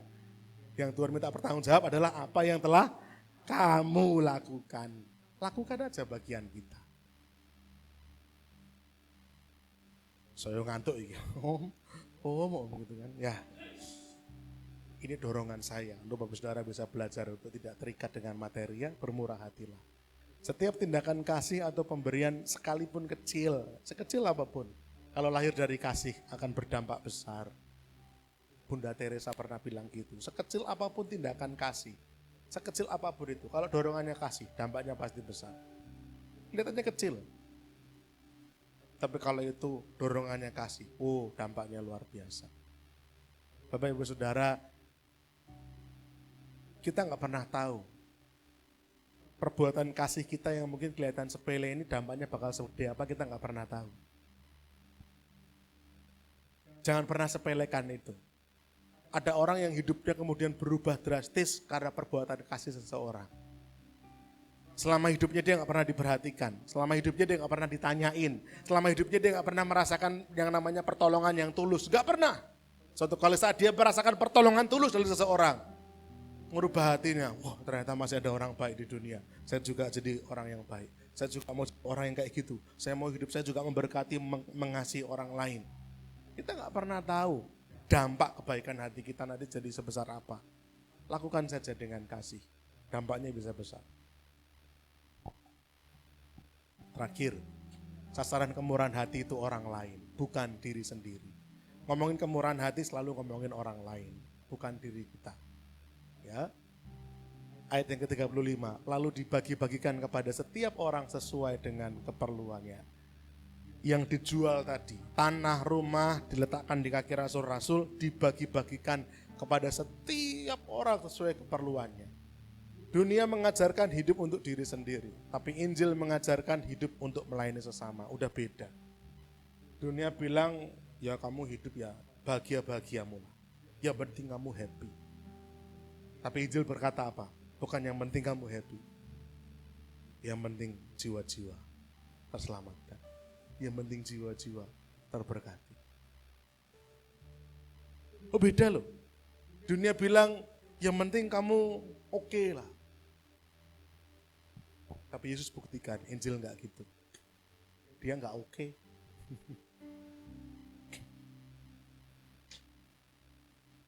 Ketika disalib, wajahnya bukan seperti wajah manusia lagi. Dihina, direndahkan orang. Orang gak mau kenal, orang gak mau deket. Murid-murid mana? Mau hilang semua. Cuman tinggal satu orang yang tersisa yang namanya Yohanes. Yang menunggu bersama dengan Ibu Yesus. Orang yang begitu penuh kasih, jadi bulan-bulanan. Untuk apa? Untuk supaya dia jadi terhormat? Ya. Untuk apa? Untuk supaya dia jadi terkenal? Enggak. Untuk apa Yesus mati disalib? Hidup Bapak Ibu Saudara diselamatkan.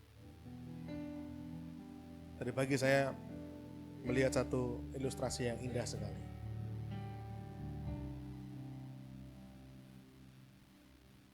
Dalam antrian kerajaan surga. Ini hanya ilustrasi. Jadi bukan asli sifatnya teologis dari Alkitab. Enggak. Ini ilustrasi saja. Dalam antrian kerajaan surga. Antri orang-orang. Wahyu. Maju. Apa dosa terberatmu yuk? Apa dosamu yang paling besar? Saya ngambil punya orang lain, Tuhan. Oke. Tempel. Nyolongan. Mencuri. Tempel. Jerat. Gitu kan. Putri. Apa dosa terbesarmu? Saya suka ngerasani orang. Gibah berarti. Gosip. Tempel ke. Gitu kan. Gosip. Kasih label. Nina. Apa dosa terbesarmu? Saya melawan orang tua Tuhan. Oke. Apa? Bandel. Apa kalau anak sekarang bilangnya apa? Rebel. Wah, pemberontak gitu kan. Daniel, apa dosa terbesarmu? Saya membohongi pembeli-pembeli saya Tuhan gitu kan. Wah, ini culas, licik gitu kan. Tempel semua. Mas Gren, apa? Adi Gren, apa dosamu? Mau tanyain. Tempelin semua label-label dosa. Kemudian di hadapan banyak orang, maju satu orang, Yesus. Apa dosamu? Tidak ada. Dosa terkecil sekalipun? Tidak ada. Yakin? Tidak ada. Tapi kemudian dia mendekati Wahyu. Dia lepas, apa tadi kamu dosamu tadi? Nolongan. Dilepas stikernya. Template. Dia jadi gak ada stikernya. Yang ini gosip. Tetel stikernya. Tempel. Yang ini rebel. Dilepas stikernya. Ditempel. Yang ini culas, licik, lepas, tempel. Sehingga akhirnya dia harus mati, meregang nyawa di kayu salib dengan menanggung semua dosa-dosa kita. Kita yang harusnya berdosa dan binasa menjadi hidup, sementara dia yang harusnya hidup, dia mati. Tapi karena dia Tuhan, 3 hari bangkit. Bapak Ibu Saudara, murid-murid menyaksikan pemandangan ini. Sifat kemurahan hati itu bukan untuk diri sendiri, tapi dilakukan untuk orang lain. Kemurahan hati sejati bukan tentang berapa banyak yang akan kita terima nanti, tapi berapa banyak yang bisa dinikmati orang lain melalui hidup kita. Yesus menunjukkannya, Yesus mengajarkan langsung. Bukan tentang apa nanti yang saya terima. Kalau saya ngasih buat gereja, kira-kira gereja bisa kasih apa buat saya? Itu bukan kemurahan hati. Kalau saya tolong Mas Rian bisa bantu saya apa? Itu bukan kemurahan hati. Kalau saya melayani Mbak Asih, nanti Mbak Asih kira-kira bisa kasih saya apa? Itu bukan kemurahan hati. Kalau saya melayani Stefanus bisa jadi apa bagi saya? Itu bukan kemurahan hati. Kemurahan hati gak pernah memikirkan nanti saya akan terima apa dari orang-orang ini. Tapi kemurahan hati itu mikirnya orang-orang ini bisa terima apa ya dari saya? Apa yang bisa orang-orang ini nikmati ya lewat hidup saya? Itu kemurahan hati. Yesus melakukannya dan kita pun anak-anaknya harus juga melakukannya. Ini tentang orang lain, bukan tentang diri kita. Kalau kita punya talenta, yuk kita pakai untuk melayani. Talentanya apa? Nyanyi, ya layani. Talentanya main musik, ayo kita melayani. Kalau kita punya pengalaman ditolong Tuhan, ayo kita juga semangatin orang-orang yang sekarang punya permasalahan, punya pergumulan. Saya dulu pernah ditolong Tuhan, Tuhan pasti juga tolong kamu. Kalau saya ditolong, kamu juga ditolong. Kalau saya dimampukan, kamu juga dimampukan. Ya. Kalau kita punya materi, ayo kita ringankan kebutuhan sesama kita. Enggak harus kita semua kita bantu, ya enggak. Mana yang Tuhan pertemukan dengan kita, mana yang bisa kita bantu, kita tolong, kita tolong. Bukan apa yang saya bisa dapat dari orang lain. Orang yang bermurah hati, fokusnya selalu orang lain, bukan diri kita. Bukan apa yang bisa saya dapat dari orang, tapi apa yang bisa saya bagikan bagi orang lain. Kalau saya memulai pelayanan ini dengan pikiran untuk kira-kira saya bisa dapat apa dari orang-orang ini, pelayanan ini gak akan bisa bertahan sampai hari ini. Saya ulang lagi, kalau kami berdua melayani, memulai pelayanan dengan pikiran kami bisa dapat apa ya dari jemaat-jemaat, ini gak akan bisa bertahan sampai dengan saat ini. Sekali lagi saya pernah katakan, saya masih bekerja sampai dengan hari ini. Kalau boleh milih misalnya, secara duniawi, bekerja, jelas menghasilkan hasil. Saya kerja keras, hasilnya akan mengikuti. Betul enggak Mbak Asih? Saya buka toko 7 hari, hasilnya 7 hari. Saya kerja maksimal, hasil akan mengikuti. Tapi jadi pelayan Tuhan, belum tentu. Saya udah maksimal melayani jemaat, ada juga yang masih ngerasani. Saya udah maksimal melayani jemaat, ada juga yang masih nyakiti. Mendingan kerja. Jelas, clear hasilnya. Tapi kami sukacita melakukan ini. Kenapa? Apa yang bisa kami bagi untuk orang lain nikmati, itu dorongannya.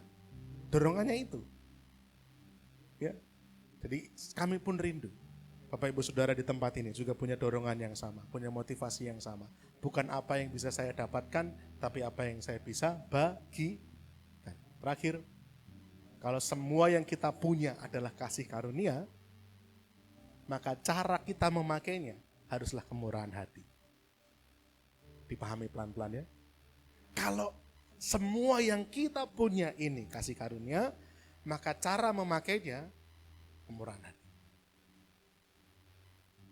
Kalau cara memakainya bukan kemurahan hati, berarti Bapak Ibu Saudara belum menyadari bahwa semua yang kita punya ini kasih karunia. Kalau kita sudah menyadari semua yang kita punya adalah kasih karunia, maka cara memakainya adalah kemurahan hati. Harus dengan bermurah hati. Karena semua karena masalah kasih karunia. Mari kita jadi jemaat yang bukan hanya menjadi mujizat, ingin mujizat untuk diri sendiri, tapi kita jadi mujizat bagi orang lain. Kasih motivasi kita, memberi itu wujud kasih kita, orang lain adalah sasaran perhatian kita. Dengan demikian Injil Kristus akan diberitakan bukan hanya dengan kata-kata, tapi dengan hidup yang nyata, penuh kasih karunia dan kemurahan hati. Pemain musik boleh maju ke depan.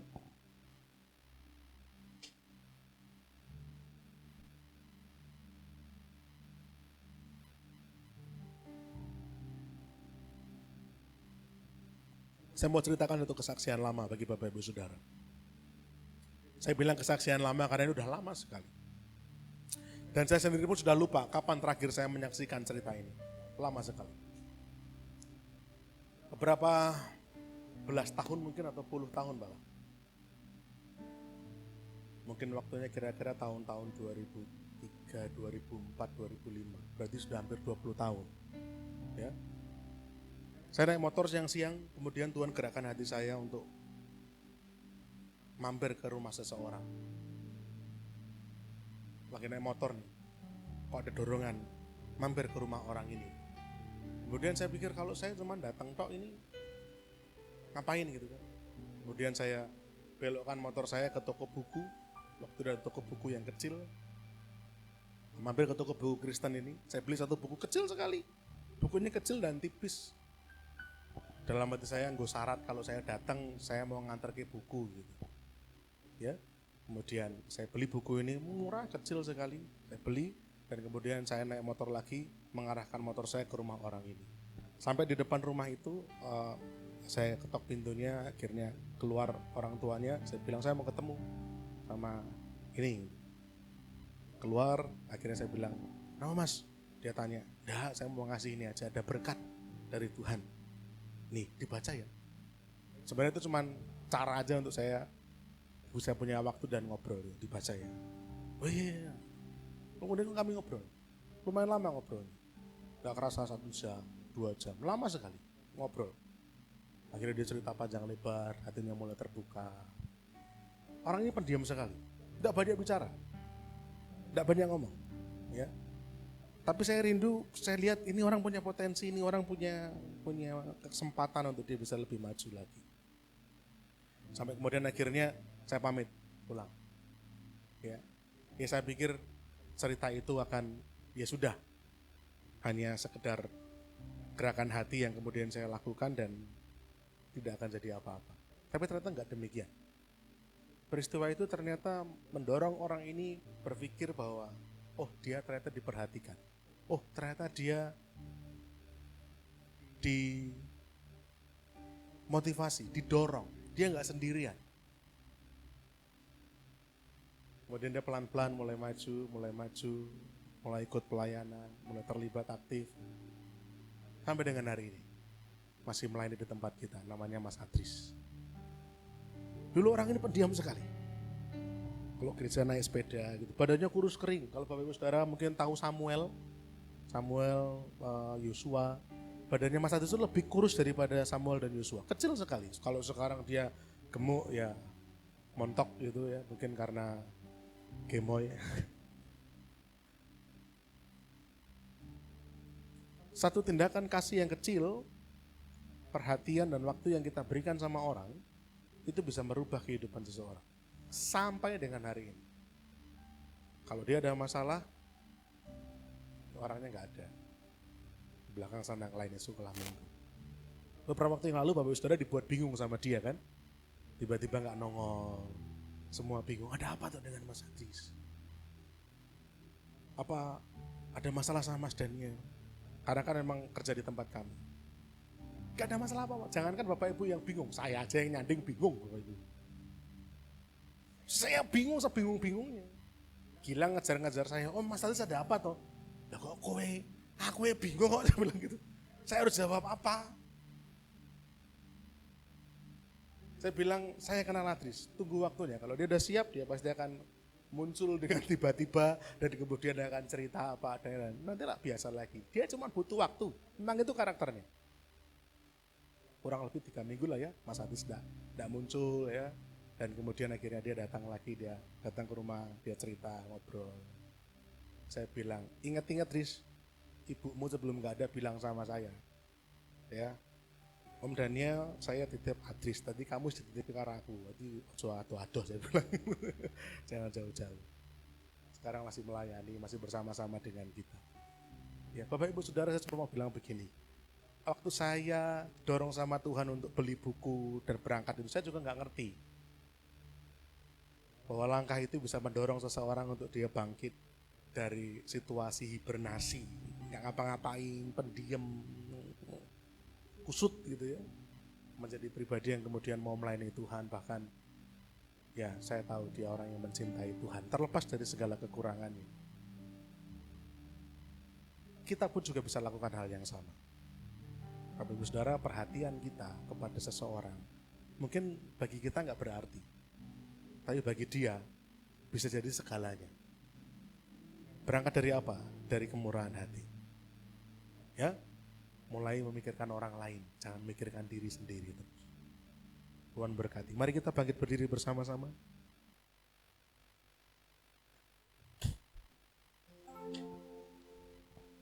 Hidup ini adalah kesempatan.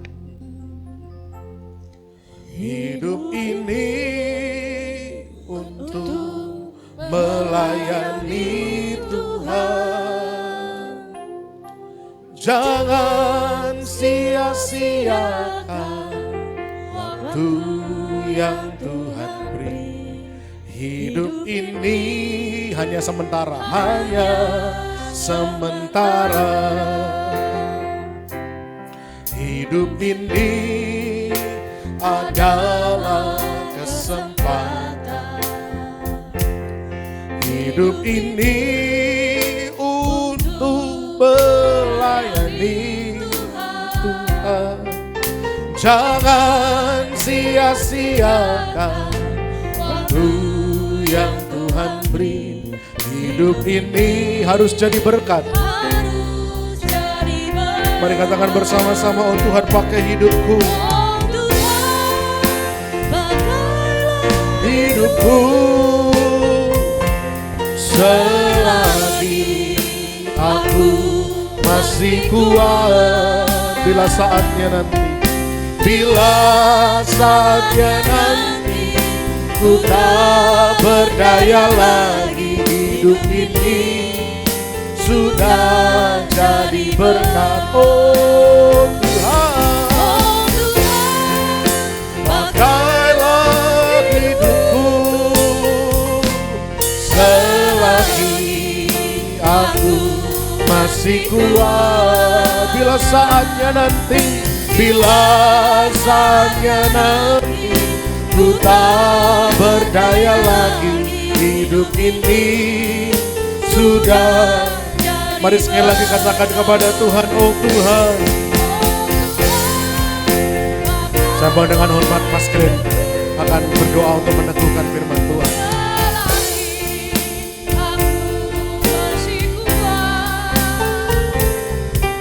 Bila saatnya nanti ku tak berdaya lagi. Hidup ini sudah jadi berkat. Bila saatnya nanti ku tak berdaya lagi. Hidup ini sudah jadi berkat. Kami bersyukur Tuhan untuk pagi ini Tuhan, di mana Tuhan selalu mengingatkan kami Tuhan, di mana kami harus mengasihi, kami tidak boleh egois, kami boleh mengasihi satu dengan yang lain Tuhan. Kami percaya setiap anugerah kasih karunia yang telah Kau limpahkan pada kami boleh menjadi saluran berkat. Kami gak mau menjadi orang yang egois Tuhan. Kami ingin terus melayani Tuhan, kami ingin terus menangkap jiwa-jiwa yang belum terselamatkan lewat kasih karunia itu Tuhan. Kami percaya dalam setiap firman yang tertabur oleh Pak Gembala tidak akan pernah sia-sia dan bertumbuh di hati kami, dan iman kami terus bertumbuh di dalam Yesus, melayani sampai nanti Tuhan kedatangan-Mu. Kami juga berdoa saat ini Tuhan, mau berkati Pak Gembala kami, Pak Daniel Harjo dan Ibu Putri Tuhan. Biarlah terus Tuhan berkati setiap pelayanan beliau-beliau ini. Tuhan perlebar sayap pelayanannya, kekuatan, kesehatan, kemurahan terus Tuhan alirkan untuk Pak Daniel Harjo keluarga Tuhan. Terima kasih Bapak. Pagi ini di dalam nama-Mu Tuhan Yesus kami sudah berdoa. Amin. Puji Tuhan. Kita sudah dengar firman Tuhan yang sungguh memberkati kita semua, dan kiranya firman Tuhan ini terus ada dalam hati kita. Kita bertumbuh di dalam Tuhan Yesus dan menghasilkan buah. Sebentar kita akan memberikan persembahan untuk rumah Tuhan. Nanti saya minta Saudari Elisa berdoa. Kita satu dalam doa. Tuhan Yesus, kami sudah memuji memuliakan nama-Mu dan mendengarkan firman-Mu. Sebentar kami akan memberikan sedikit apa yang kami punya. Berkatilah tangan-tangan yang memberi ya Tuhan. Terima kasih Tuhan, terima kasih hanya dalam nama Tuhan Yesus. Haleluya. Kita iringi persembahan dan pujian, besarkan nama Tuhan.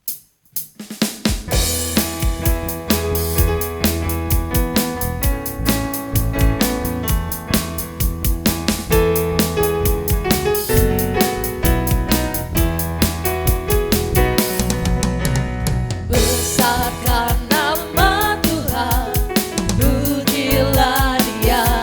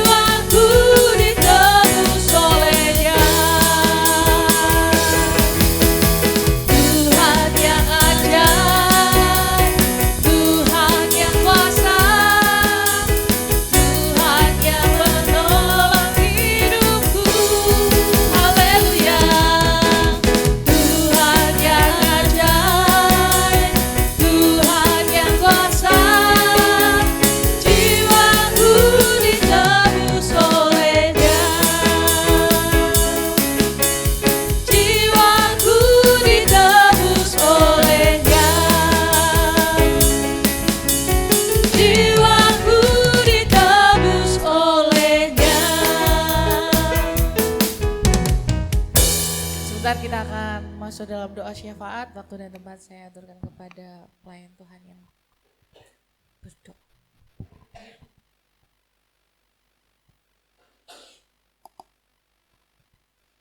Baik Bapak Ibu Saudara, mari kita tundukkan kepala dan kita satu di dalam doa. Bapa, dalam nama Tuhan Yesus, pagi hari ini Tuhan, kami mau menaikkan setiap pokok doa kami Tuhan. Yang pertama kami mau berdoa untuk kelurahan Keratonan. Bila kiranya Tuhan Kau yang memberkati kelurahan di mana kami boleh pakai untuk beribadah Tuhan. Bila kiranya kelurahan Keratonan boleh menjadi teladan untuk lingkungan sekitar Tuhan. Dan Kau yang memberkati kelurahan ini Tuhan.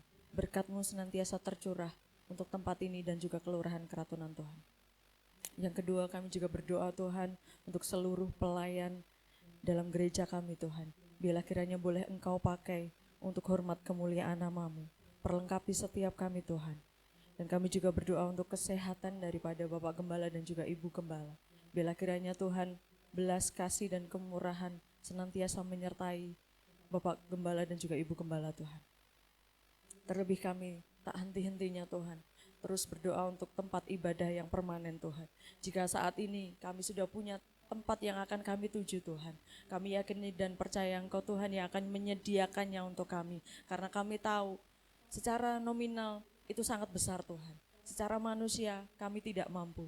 Tapi kami yakin dan percaya Engkau Allah yang Jehovah Jireh. Engkau Allah yang akan mencukupkan dan Engkau Allah yang akan menyediakannya bagi kami Tuhan. Dalam nama Tuhan Yesus, segala dana, segala keuangan akan Tuhan sediakan tepat pada waktunya.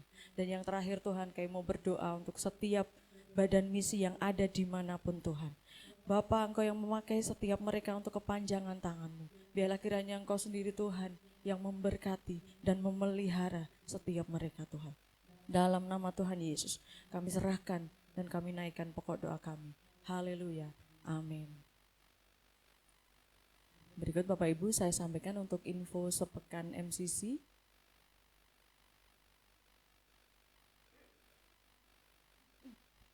Untuk hari Senin ada latihan tamborin pukul 6 sore di Maestro.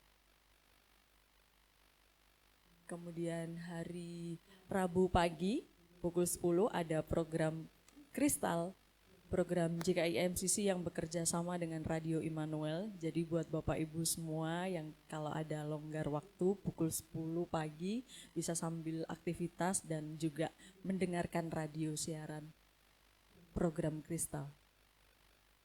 Hari Rabu, harinya Oikos, akan dikonfirmasi dari grup masing-masing Oikos.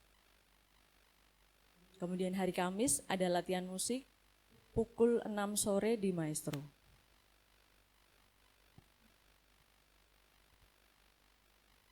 Hari Jumat besok kosong. Untuk hari Sabtu ada ibadah Metanex pukul 17.30 di Maestro juga. Dan hari Minggu besok, nah ini Bapak Ibu Saudara, hari Minggu besok ada acara Family Day. Nah ini sekalian saya umumkan pengumuman untuk Family Day hari Minggu, dicatat baik-baik ya Bapak Ibu Saudara, hari Minggu tanggal 31 Agustus, tempatnya di Taman Balai Kambang pukul 8 pagi. Jadi hari Minggu besok kita langsung ketemu di Taman Balai Kambang pukul 8 pagi tepat. Dimohon untuk datang tepat waktu karena akan dimulai on time dan nantinya akan banyak agenda Bapak Ibu Saudara. Untuk biaya kontribusinya 25.000, jadi 5.000 itu untuk tiket masuk, 20.000-nya itu untuk snack dan konsumsi. Bisa dikumpulkan per Oikos untuk biaya kontribusinya atau mau langsung bayar ke Mbak Ase bisa, lewat saya juga bisa atau lewat Mbak Dita juga bisa. Jadi kalau misalnya Bapak Ibu Saudara mau bayar lewat Oikos juga bisa, bayar ke Mbak Ase atau ke saya Mbak Dita juga bisa. Acaranya besok itu ibadah terlebih dahulu, kemudian kita ada senam, dan yang terakhir kita lomba. Dimohon Bapak Ibu Saudara semua untuk membawa baju ganti. Jadi waktu ibadah itu kita pakai baju formal, kemudian nanti untuk memasuki senam dan lomba kita akan ganti dengan t-shirt nuansa merah putih. Itu Bapak Ibu. Nah tentunya yang paling dinanti-nanti adalah Mas Vincent bisa ditampilkan? Macet ya?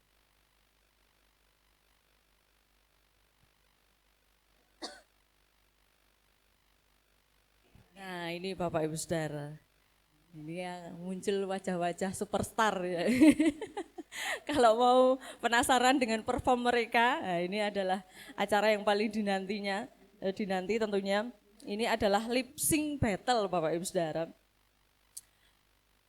Nah, di mana ini nanti kita akan melihat saudara-saudara kita yang terpampang posternya di depan ini akan menampilkan sesuatu yang pastinya membuat saudara-saudari semua penasaran. Kemarin saya sudah sampaikan di grup untuk peserta lip sync ini dimohon untuk memakai kostum. Nah, jadi per oikos kalau bisa diusahakan itu konsep kostumnya itu beda-beda nih. Tapi kalau misalnya terpaksa tidak ada sama dengan yang lain nggak apa-apa. Tapi jika bisa diusahakan itu untuk konsep kostumnya itu beda-beda. Nah, dimohon Bapak Ibu Saudara yang lain anggota oikosnya bisa membantu atau nyengkuyung. Oh misalnya ini Mas Gilang nih, kemarin Mas Gilang itu sudah report kalau dia konsepnya retro. Nah mungkin Bapak Ibu Saudara punya aksesoris tambahan gitu buat membantu Mas Gilang nih. Oh mungkin dikasih topi atau dikasih kacamata gitu yang biar kelihatan makin retro lagi gitu. Nah itu bisa Bapak Ibu Saudara. Nah jadi saya mendukung Bapak Ibu Saudara, mendorong juga yang belum daftar, mari segera mendaftar Bapak Ibu Saudara karena waktunya tinggal 1 minggu lagi. Demikian yang dapat saya sampaikan, kalau ada tambahan dari Bapak Gembala.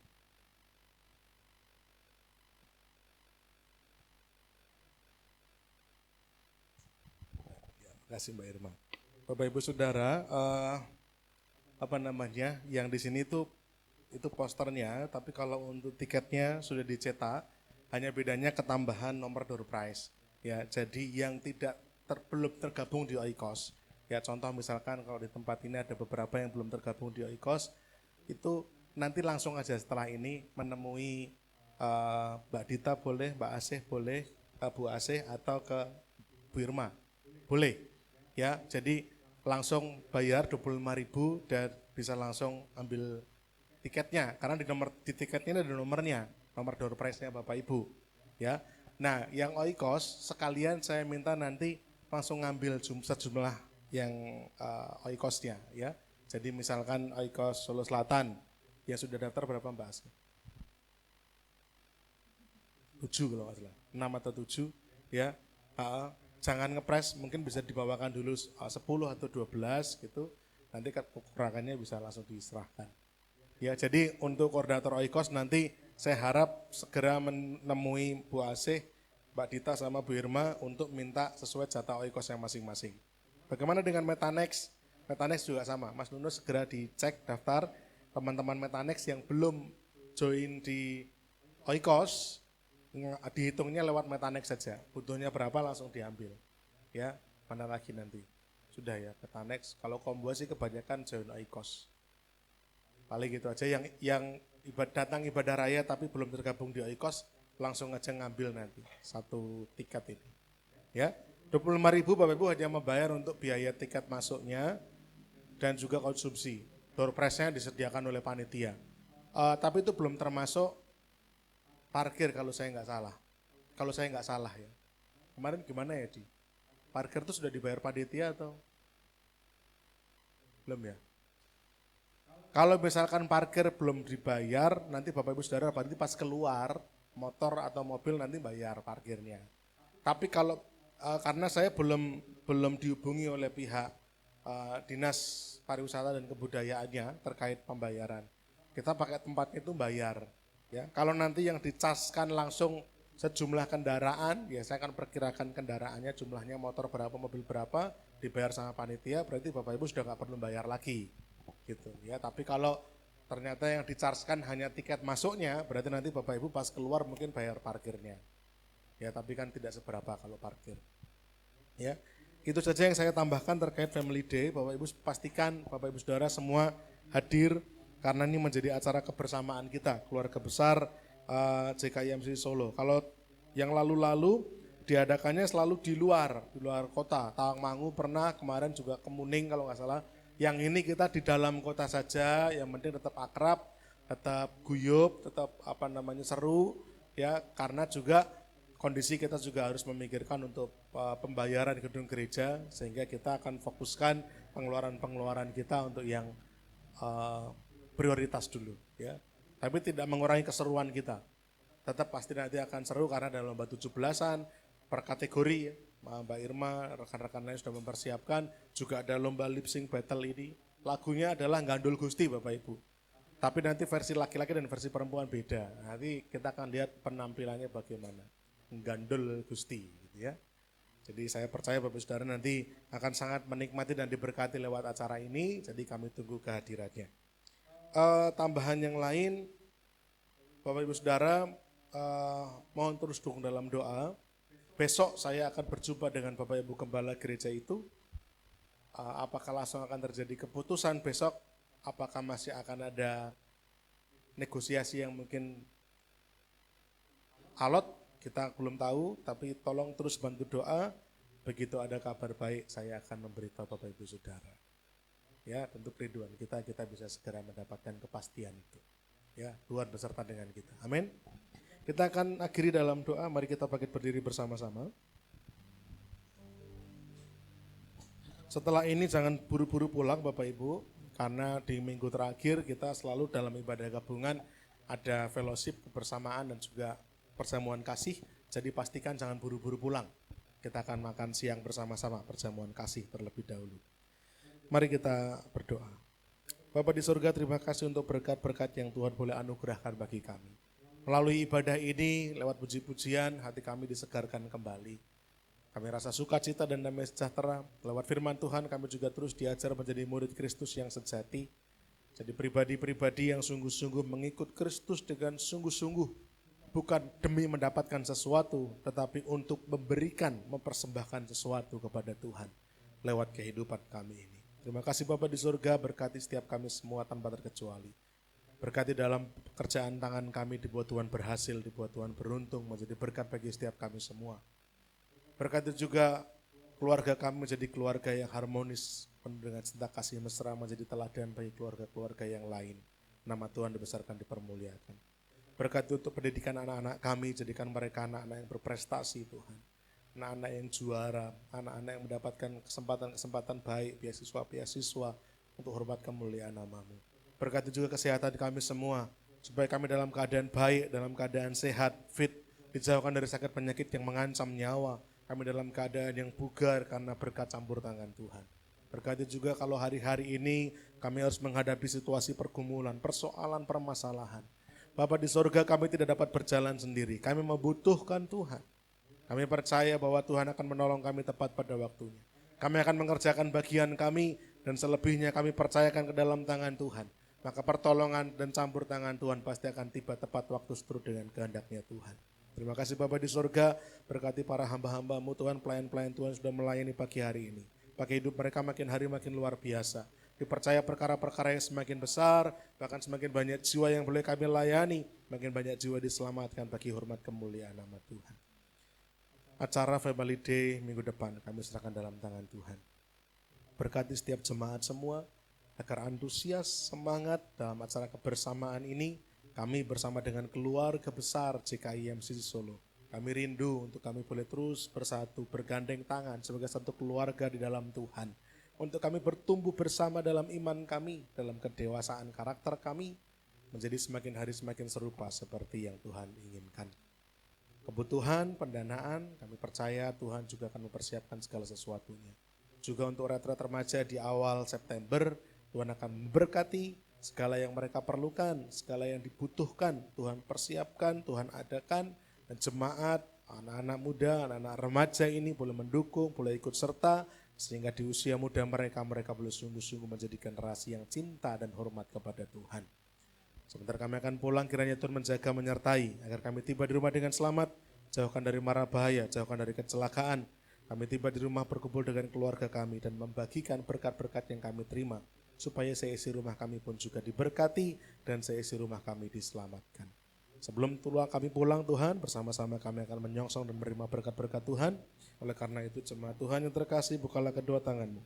Dengan iman dan percaya, terimalah berkat-berkat Tuhan. Tuhan memberkati engkau dan juga melindungi engkau. Tuhan menyinari engkau dengan wajahnya, memberi engkau kasih karunia. Tuhan menghadapkan wajahnya kepada saudara dan memberi saudara damai sejahtera. Sebagai murid-murid Kristus, pergilah dengan keberanian memberitakan kasih Kristus, memberitakan Injilnya, mengasihi jiwa-jiwa, dan melayani dalam kuat kuasa Roh Kudus. Dan terimalah berkat-berkat ilahi daripada Allah Bapa kita, cinta kasih, kemurahan, kasih sayang dari Tuhan kita Yesus Kristus, dan juga sukacita damai sejahtera persekutuan bersama Allah Roh Kudus, senantiasa bersama-sama dengan kita semua tanpa terkecuali, mulai pagi hari ini, sampai Maranatha, Tuhan Yesus datang kedua kalinya. Dalam nama Tuhan kami Yesus Kristus, kami menaikkan syukur doa kami. Haleluya. Amin. Bila engkau tak besertaku,